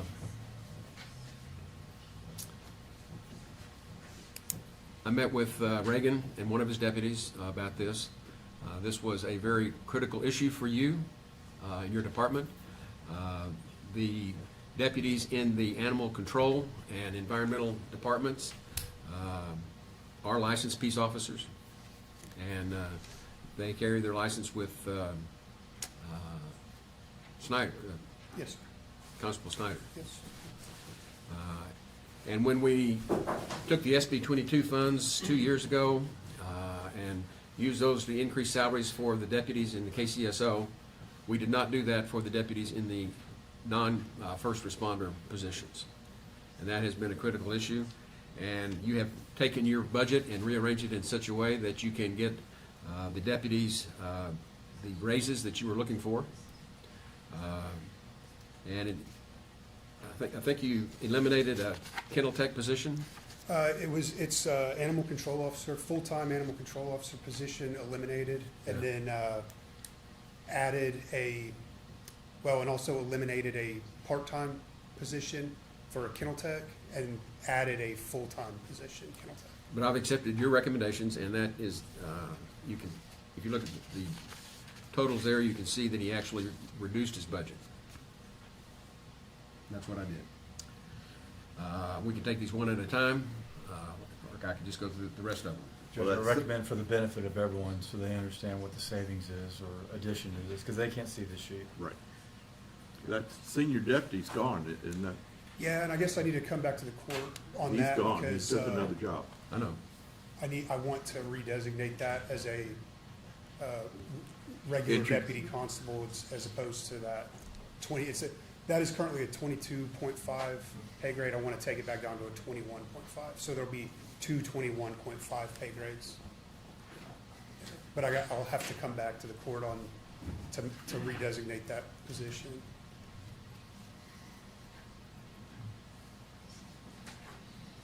So If you're overall, gonna do it, you better do- $2,000 savings in salary benefit is what I'm saying? I don't have any of that in front of me. I apologize, but because there was the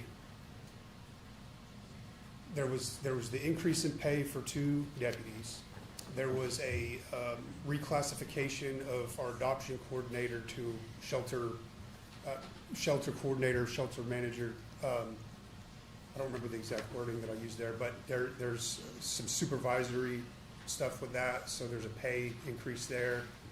Elimination of 1 animal control officer, which is a higher pay grade than the full-time animal control officers is one, I believe they're 15 pay grade. The full-time kennel tech is a 14. So eliminating the one animal control officer position, adding the full-time kennel tech, and then eliminating the part-time. That was the whole thing. And I think that there was a actual budgetary savings there. I just don't remember exactly how much that was.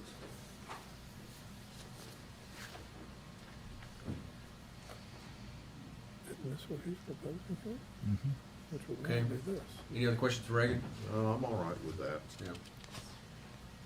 Well, I think next year you're gonna be back in here asking for another officer. But, I think, if this is the way you wanna manage it this year, I'm okay with that. But this isn't the whole department's budget, right? So your open position is still in there. It's still there. I was And definitely not if you expecting. can find somebody to fill it, you'll fill it as and when. Yes, sir. You're just But not at that making, 21 for and a that half position, instead you're of not 22 making and a any half. special changes. No. But the position itself should be in the budget. Yes, sir. Okay? Anything else? Then, with the treasurer, I'm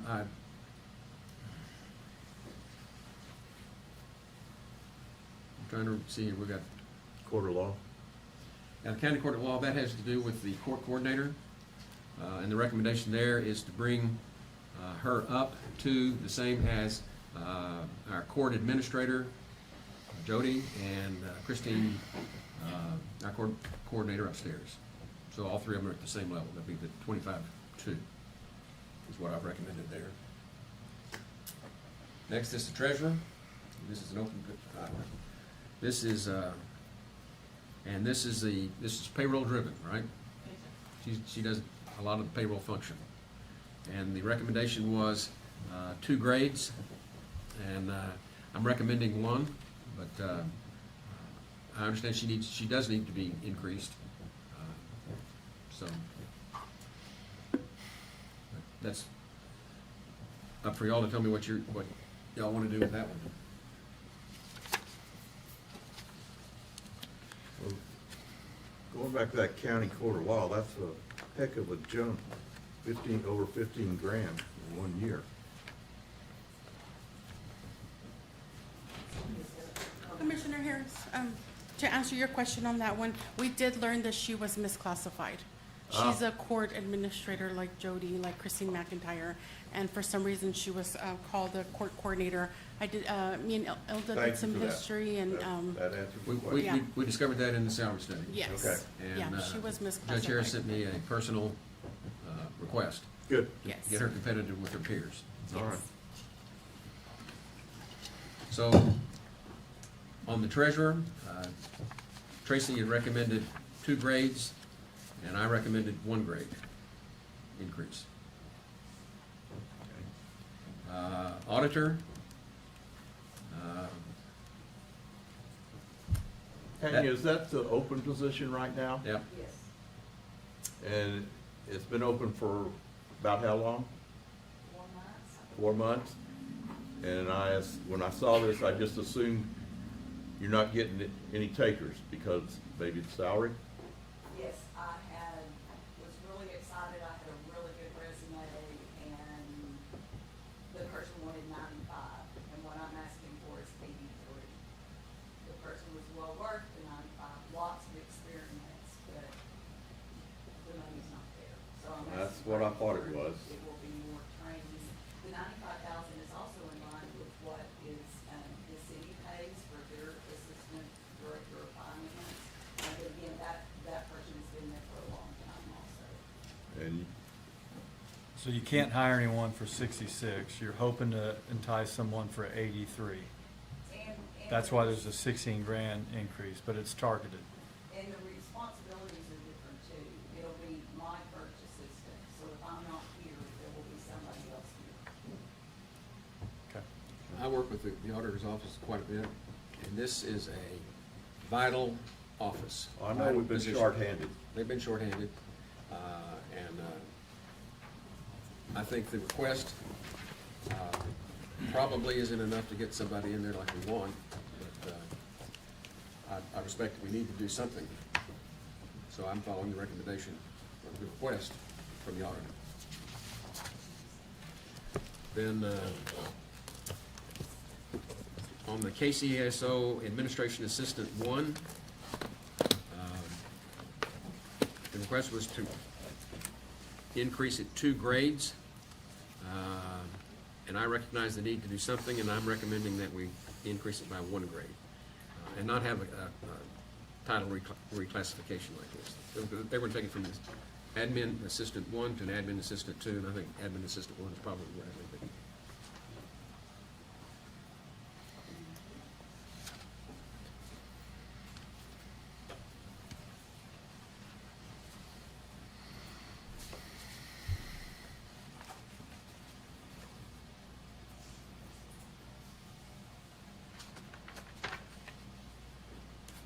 Will this breakdown be made public?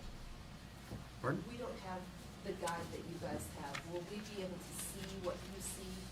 That should be on the website, I think, isn't it? No, it doesn't get posted. Okay. Maybe we could just talk about whether it's an increase or a decrease in salary so that y'all understand. That's all right. This is a $2,338 net increase in salary for the one position. Is our recommendation to make it simple.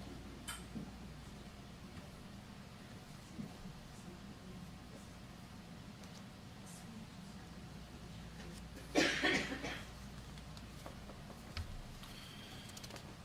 right. And then the next one is a KCSO SB 22 request. And I think the sheriff knows where I stand on that. Well, I disagree with you, Judge. I know you do. And I Disagree respect with you.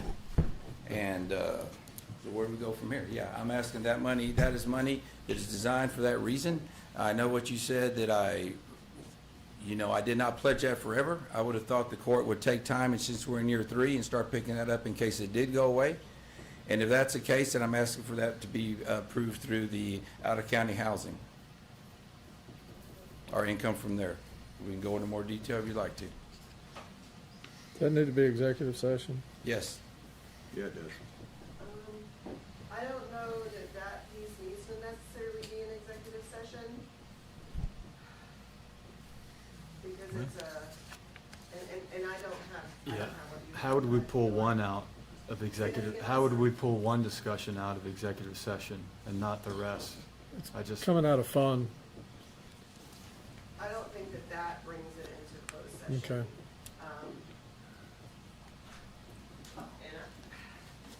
And I think it's creating some positions. I don't think that it's an appropriate topic for executive session. Again, I don't have one with that.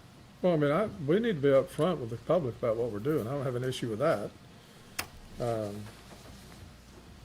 But to clarify, Sheriff, you are asking for the salary increase for your position. Yes. And it is a $32,269 salary increase. Yes, I'm asking that in form of a stipend what the Senate Bill 22 money was. I want to make it clear to the public, the court, and all the people watching, this is not taxpayer money. I'm asking to fund this $283,000. This Are we is not allowed to taxpayer. do that though, Larry? What's that? Are we allowed to use SB 22 funds for Absolutely, an elected yes. official? Every one of these 5 proposals you can be used it for.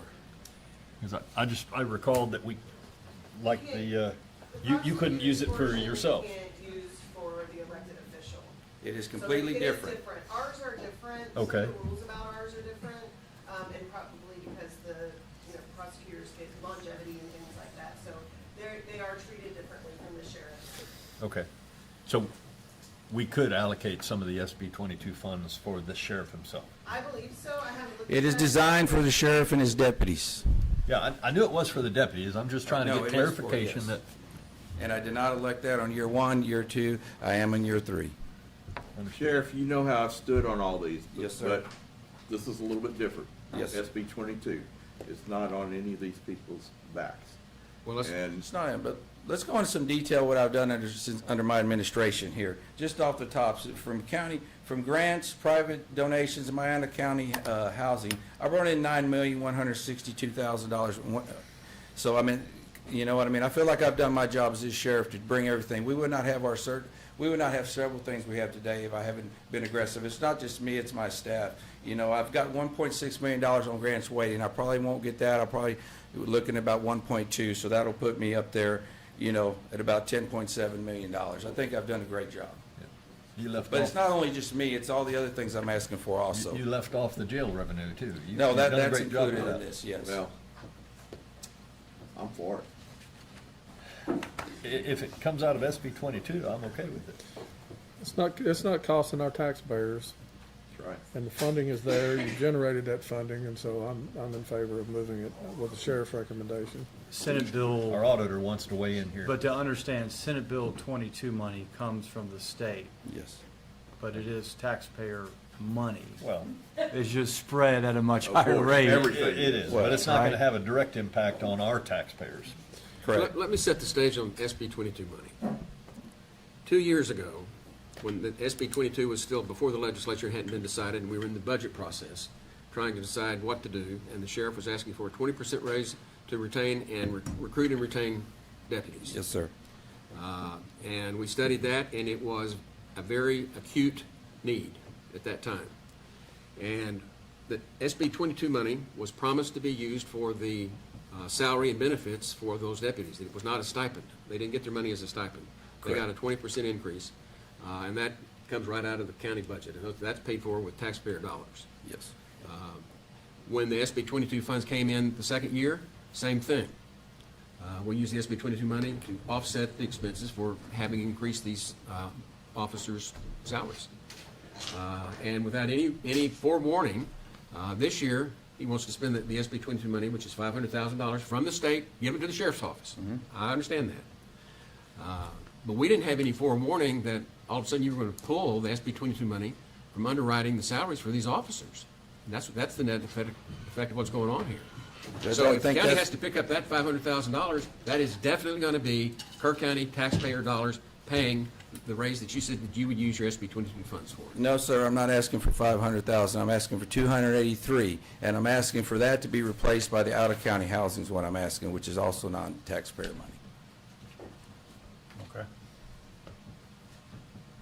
There's no greater crucible than what you've gone through. I We know won't that. even go there right now. That's not part of this. I know, but it's still a raise. And the state of Texas has watched you on TV and has watched you lead. I get it. And it's their money. Yes, sir. Been our best voice out there through all And this. either way, I don't disagree with what you're saying. And the sheriff and I have had this conversation, correct? Yes, sir, many And times. I don't disagree with what you're saying at all, but he can take it through the jail money, and it can still be routed around through that either way. And so, and we knew at some point, SB 22 could go away at some point, right? It may. And if it does, we're gonna be picking up that tab for those people in that jail regardless, Well, or they lose it. or they lose it. And in this instance, if it goes away, he loses it. It's a stipend only. It's a stipend. But the jail money is not KCSO money. It's still county money. Correct, The sir? county passed the bond issue, pays the notes, the bond issue, pays the bonds. That revenue is Kerr County revenue. Yes, sir. What if What I fund didn't does it house go any into? prisoners? Goes in the general fund. That's general fund money? Yes. Yes. Okay. But that's why I didn't recommend your salary increase. I didn't recommend the new administration. I didn't recommend it. Well, what if I didn't house any, Judge? Out of county? Well, I guess you can do whatever you want to do. Yes, sir. I'm not following what. But what I'm do you grateful that suggest? you do, because it does generate. What's that? I'm grateful that you do, because it does generate. You have taken this sheriff's office to a different level. Absolutely. And so many things that you can't hardly measure. And good with it.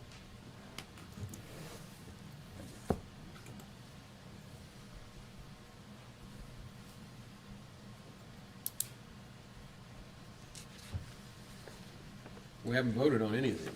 No. Well, except that if it comes out of SB 22, then it's kind of separate.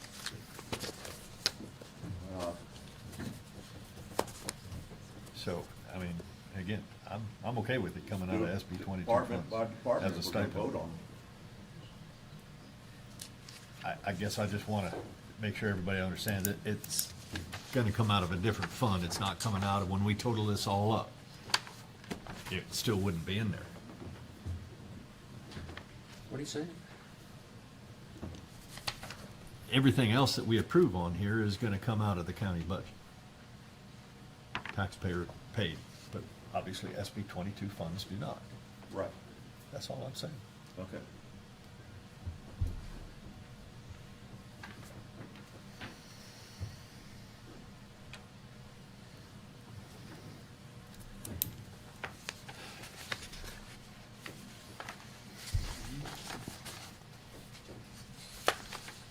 So, I mean, do we have a separate decision that we allocate? These are special SB requests. I know.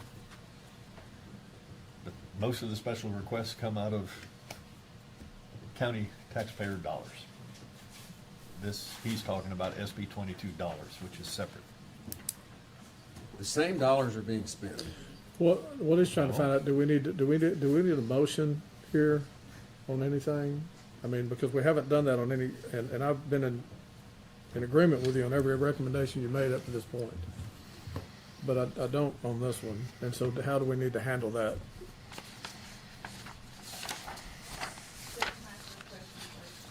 I'm sorry? Another way of looking at this is that he's got two special requests, Mhm. because he's got his special request and then another special request for the people that are currently being paid out of Senate Bill 22 will need to move to Fund 10. And so there, it's kind of like, we've got half of the request on there, and we need another request on there too. Because whatever is currently being paid in Senate Bill 22, those employees were promised that money back 2 years ago. And so those people will need to continue to be paid. To Yes. Mike's point, there wasn't a stipend. And so they will be increasing the sheriff's office, or the jail budget in Fund 10. And now what was your question again? Sorry. Do we need a motion? Well, yeah, do we need some kind of a motion to that effect? I would think, we will need to know, we will need direction from you as a court on the way to move forward, because at the budget, we've pretty much gone as far as we can go without having direction from the entire court. Okay. But right now, you don't know how many people up here are for or against Correct. moving this, right? Correct. And I guess it has to be clarified that the sheriff's office gets 500,000 of SB 22 funds, and you can allocate that as stipends to kind of however you see fit, is my understanding. Yes, sir. Yes, sir. So the only caveat is if you take some of those SB 22 funds, or for that matter, for any new position, then everybody's stipend is going to go down a little bit because your limit is 500,000. No, The it's rest not of them stipends. won't. We're not dealing with stipends here. It had nothing to do with stipends. We did new job descriptions and raise that money. So if that money goes, the guys still make that money. Okay. That's what we did to get to where we're at today. All right. And also, for the sheriff's office, he still has to have your approval in order to, in the manner that he is going to spend. the Correct. Senate Bill 22. He does make recommendations to you, but he does Okay. need your That is the difference between me and the constables and the prosecutors. Right. Okay. So, yeah. Do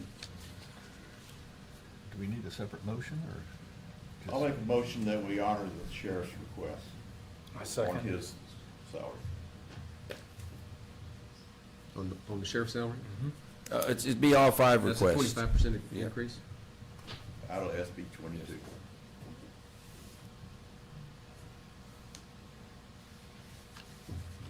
the SB 22 funds, as he's designated them, would be 25% increase in the sheriff's salary. It would be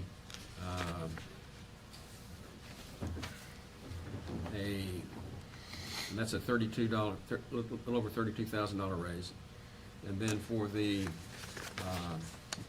new administration SOD stands for what? Special Operations Division. Okay. Corporal to sergeant is $9,500.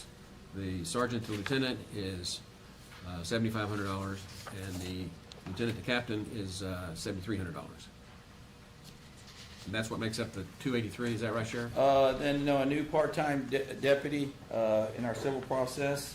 Also, in-car computers, which is going to be a mandatory thing this year, and a jail scanner for the jail. So there's five. That's the five things I'm asking that comprise of the $283,000 that I'd like to use the Senate bill money that is allowable to use for But that. they're not on the agenda today. The other shape, the other page. There was a special request and there was a new. He's asked me, Right. that's on that one. That's the part-time deputy. The part-time civil deputy sheriff? Yes, ma'am.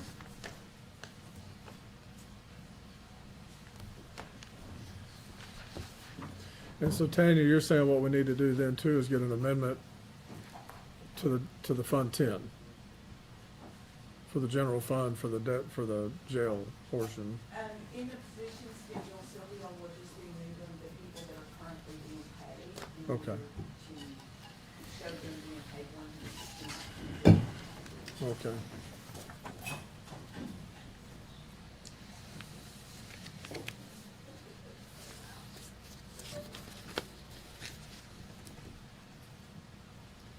So what's the motion? I made a motion and it was seconded to honor the sheriff's request. And your comment about the sheriff's increase, you didn't flinch a couple of years ago when somebody wanted a $30,000 raise. I don't remember that right now. I do. Yeah, I do. Well, I wasn't here. Everything in here, in these That's other things, that's separate. That's later. executive session. But I do know that I get it on this, and I can see both sides of it, but I think this is, for me, this is the right way to go. Let's vote. Yep. So this is a cumulative of 283, Yes, sir. and the exact number, whatever that is. Yes, sir. Yeah. That's the motion. Okay. The motion is second. Any other discussion? So does that include the new positions? Is that what you're Yes. saying? No, The part-time position there. Yeah. just for the sheriff's. Oh, no, there's a patrol deputy and a part-time civil deputy. No. I don't think that includes the new corrections officer. Because those are some of Okay. these. Yeah, those he's on say- that those say timeline. Fund 10. He's on that timeline to request one every year. Exactly, So just these. those are not included in that SB 22 amount. It's just Yeah, the five they positions. say Fund 10 on them. Okay. Those in favor, raise your hand. Those opposed, raise your hand. 4-1. Thank you, Commissioner.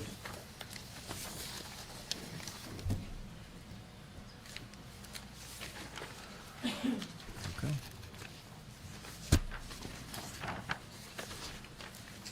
So then we have the county clerk has two requests on there, one for a part-time elections clerk, another one for a part-time county clerk.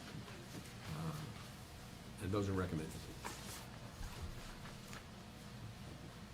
And then with regard to the 198th DA, there was a request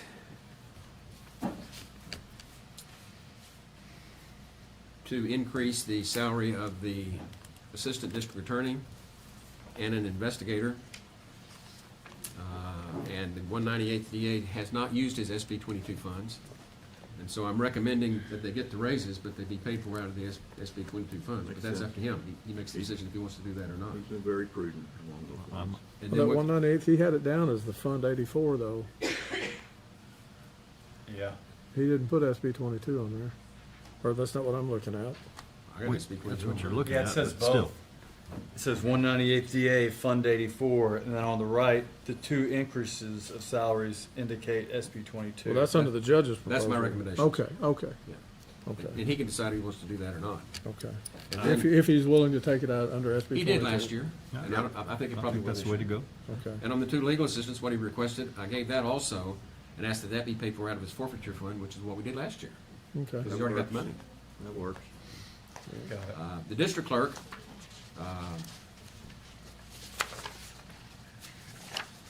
the district clerk recommended stipends for her entire staff, and she controls the money out of the fund that's going to pay those stipends, and we don't really have any control over that.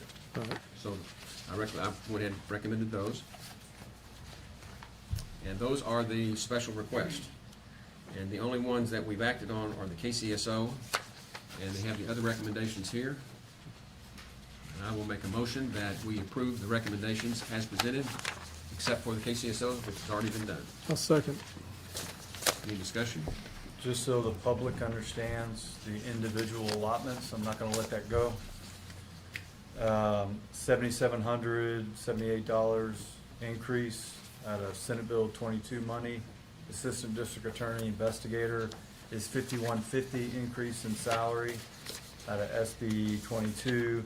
The legal assistant is $87.63 increase in salary out of forfeiture, and the legal assistant is $92.06 increase out of forfeiture. That's a total increase of $30,897 out of, if you will, other means than Fund 84 for 198. Thank you. Well, no, And- no. The 198th is gonna possibly come out of SB 22. Only the attorneys. Right. But Okay, so Yeah, I other briefed words, the you break first down. two is Okay. Senate Bill 22, and the Okay. other two are forfeiture. That's what he Gotcha. said. Other means in our actual fund. Gotcha. And Just a then- little clarity. Good. And also to clarify, the district clerk has 8 recommended $3,000 stipends for a total of $24,000. That comes out of a fund that she controls. Right. Any other discussion? Those in favor, raise your hand. Opposed? I hope so. Unanimous. Let's move on to new positions. We have already approved the KCSO SB 22 Fund 76 new position, part-time civil deputy. There are special circumstances with him. He's been volunteering or something? Yes, sir, for probably coming on 2 years. He's been very good to us, and as I tell you, my civil process deputies are kind of on their way out. They're probably like 2 years or less. He's willing to go over there and kind of help, because that's a very complicated position that a lot of people don't want to do. So he's going to kind of learn it and kind of help train somebody in the future. He's been a big, huge asset to the sheriff's office. And that's already been approved? Yes, sir. Okay. So what we're talking about on new positions, let's go to animal control first, and that is a new position for a full-time kennel tech and eliminating an animal control officer. And it's a savings to the county, at least this year. Yes, this year. So I'll move to approve that recommendation. Second. Any discussion?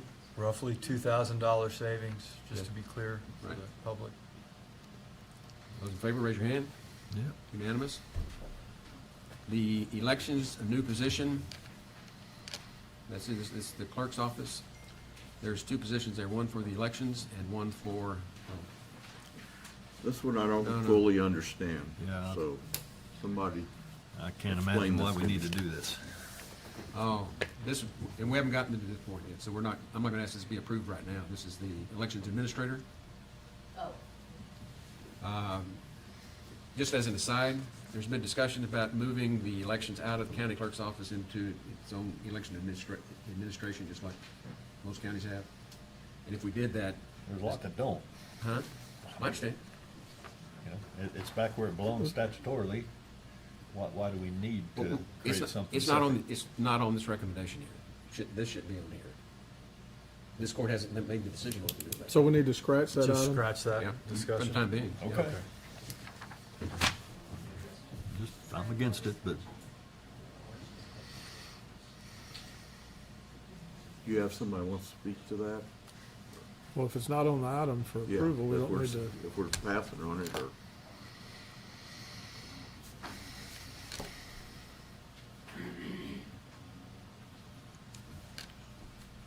Well, what is on the agenda, if you look at, it says transfer, Yes.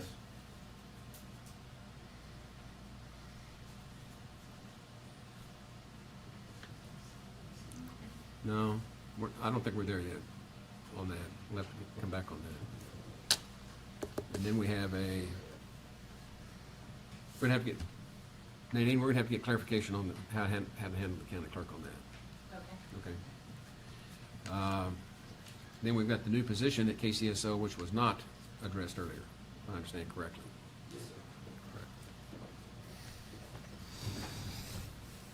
Which position is that? New deputy. patrol.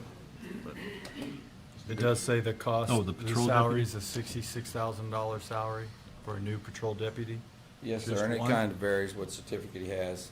Yes, but yeah, that's starting. We're short-handed, aren't we? Yes. Is there a certain shift that you're trying to fill? Yeah, we're gonna have an executive discussion on that here in a little bit. I don't really want to talk about manpower. Okay. Okay. Well, then, I guess we need That to looked hold like a off on please. this. or- No, So shut we're up gonna now. come back to this if we're gonna discuss it in an executive session. Are we discussing this in executive I session? don't know. I'm not clear. We're gonna have some conversation in executive session about, personnel and security, and I don't have any action item after that. Correct. On the agenda, but I'd like to be able to visit with you guys. Okay. But If the sheriff wants this position, then we need to have a motion and a second to go ahead and adopt it here as a new position on this schedule. I move for approval. I'll second. Got a motion and a second, any discussion? So we're talking about the what, we'll talk about the why later. And you For can this revisit position. this, you Okay. can recall this item after executive Yes, session if yes. you'd like to. And vote. Period. Y'all want to vote now or not? But are we are, to be clear, we're talking about the new patrol deputy, the part-time civil deputy, and the, No. no, those are separate. This sheet. Well, I got it in front of me. We've got- I see that, it's the box below. The one that has So we're just the gonna do the one 10-512 position at and a time? 10-560, see it? Yeah. Those are the ones that we're dealing with right now. The SB 22, the one there in the middle, has already been dealt with. Right. Okay. Okay. I would like to wait to vote after we have I executive think that- session. I want to hear the what and the why. Thank you. We can come out of executive session and deal with it. And what about the jailer? We can talk about that now. Yeah, I'm requesting another jailer. I have 3 shifts with 8, 1 shift with 9. I'm trying to get everybody up to 9 to be able to properly take care of all the inmates, especially the out-of-county inmates. Increase in population, Sheriff? Yes, primarily out-of-county. Our in-county is actually lower. Today, we're at 222, out-of-county 82. But that's okay, because out of county pays more. Yes, sir. Out of the 222, 82 of those are out-of-county. You started people as jailers and. Yes, and actually, we put about 12 through today. I actually got 1 at the academy and 2 more going. So I'm kind of creating my own deputies, which has really worked great, although you lose about a year when they go to the academy and come out. But, you know, it's well worth it. These guys are going to stay around here hopefully for a long time. Remind me, what's the kind of the maximum Ratio. population you can have in the jail at any time? Not you Oh, people, I'm talking about 328 is what it's built 328. for, but you don't want to run at that full capacity, obviously. So what's your kind You of know, limit? staff-wise, I can go about 250 with what I have today. Anything over that, you'd have to add another jailer per shift. and when you do that, then you have to increase medical too, though. Yes, sir. But we are increasing it this year. It's already been approved, but we're going to be good for a little while. Okay. Yep. Okay. Thank you. So we're going to approve the jailer, I'll make a motion to approve the jailer new position. position for corrections officer. I'll second. Any discussion? Those in favor, raise your hand. Thanks. 4-0. 1.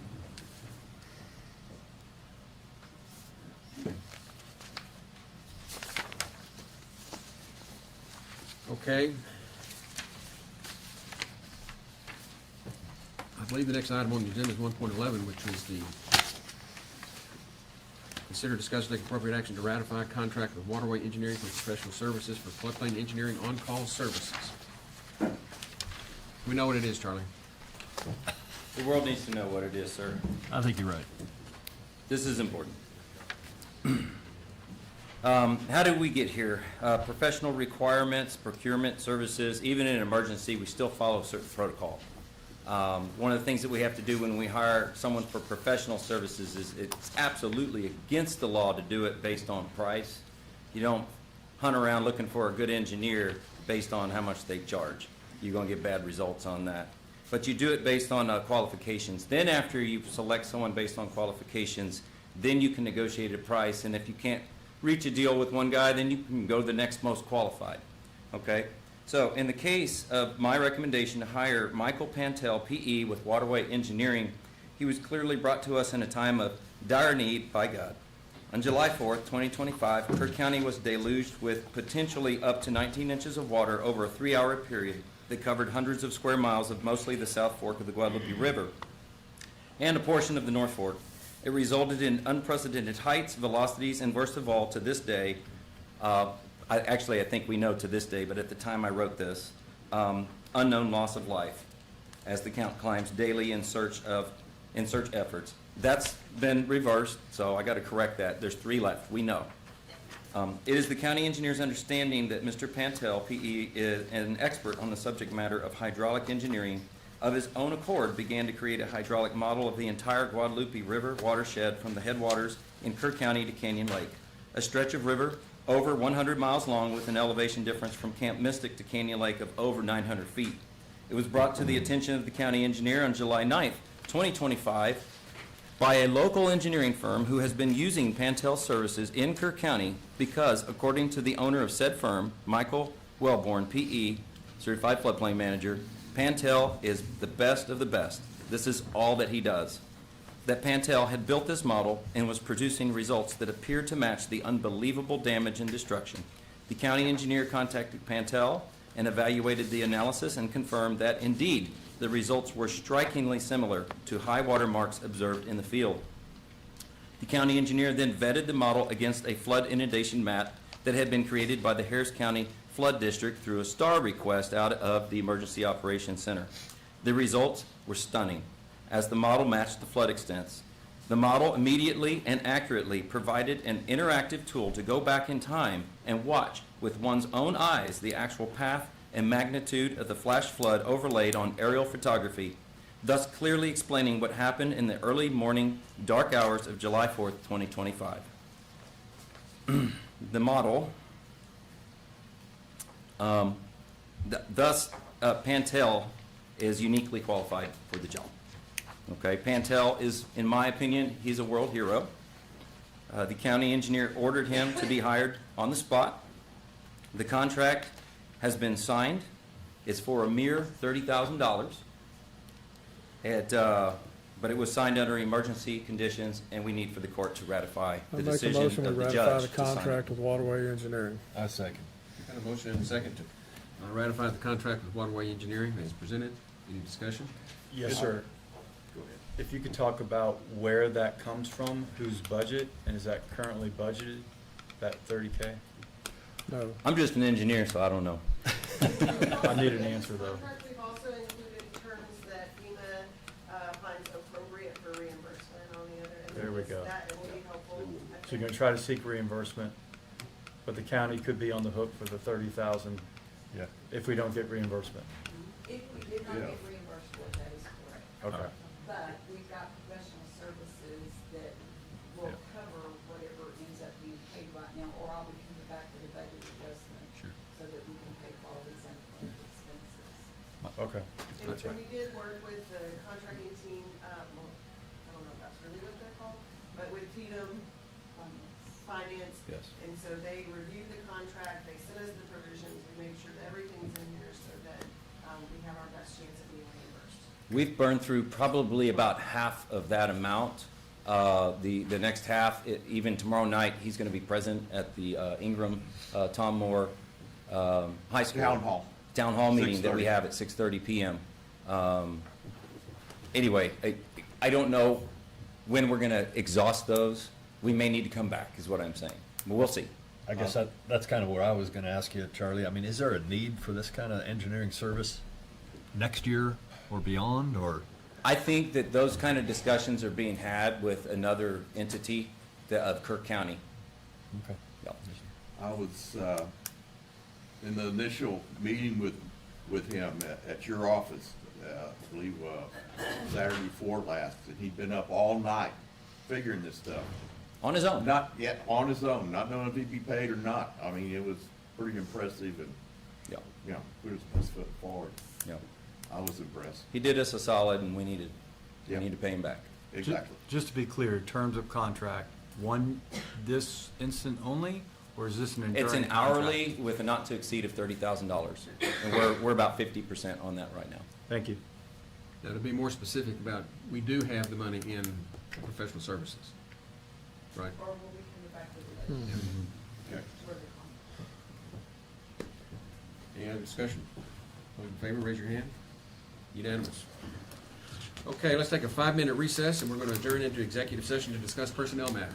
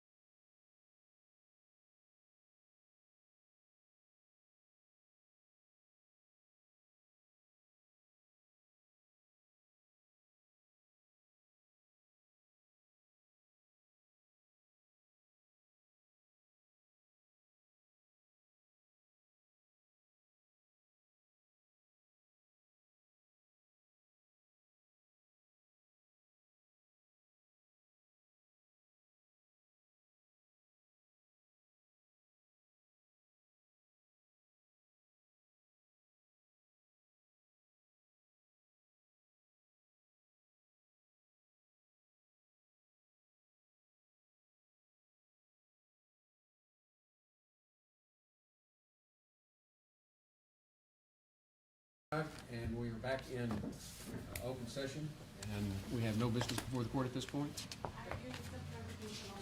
Okay. On animal control, I understood that he's reclassifying one of the positions, the senior deputy, to environmental. He requested the 6-step increase to put him in line with the sheriff's office. I don't think any of us understood if that was approved or not. Can y'all clarify? That was The 6 steps, if it was approved or not. We were going with the judge's recommendation on that, You, okay, Well, which I don't Okay. believe put him where he wanted, without the 6. from what I saw. Okay, Because it I was- asked him, he wasn't because sure the- either, so. The step and grade were different, and so you were landing at, I don't have it in front of me, but you were landing at a different amount than what he had asked for. no, not on animal control, environmental. Yeah, the solid waste, animal control solid waste. So you had it as step, Yeah, he he requested asked step for 12, you had it 76. step 6. Yeah, you put him Same. at step 6, Court approved, right? You kept them the same. and we approved what the judge said, 22, 5, Okay. 6. What I said, Perfect. yeah. Was Okay. what's on the schedule. Perfect. Just wanted clarification on that. Yeah, he had requested step 12, and we didn't approve that. That's Okay, right. perfect. That's what I need. Judge, I believe the one deputy I asked for, y'all were gonna bring back up the original deputy? Y'all were gonna bring back up? Correct. Which one was that? What don't have it. what was it? In my original budget, I asked for one additional deputy, Yeah. and, you know, we said we talk in executive session and then come back out here and open back up. Oh, That's right, that's right. Good. Good catch. Yeah, on the last page. Yeah, I knew there was This is something. on new positions, and we're talking about the KCSO and the PN 560 new position patrol deputy. Yes, sir. Yes, sir, and I'll move for approval. I second. Got a motion and a second. We're not Any back in discussion? session, are we? Yes, we Oh, we are. are, okay. So those in favor, raise your hand. Unanimous. Anything else? Then we are adjourned. Long time coming. Okay. This long, Bathroom, grab this stuff.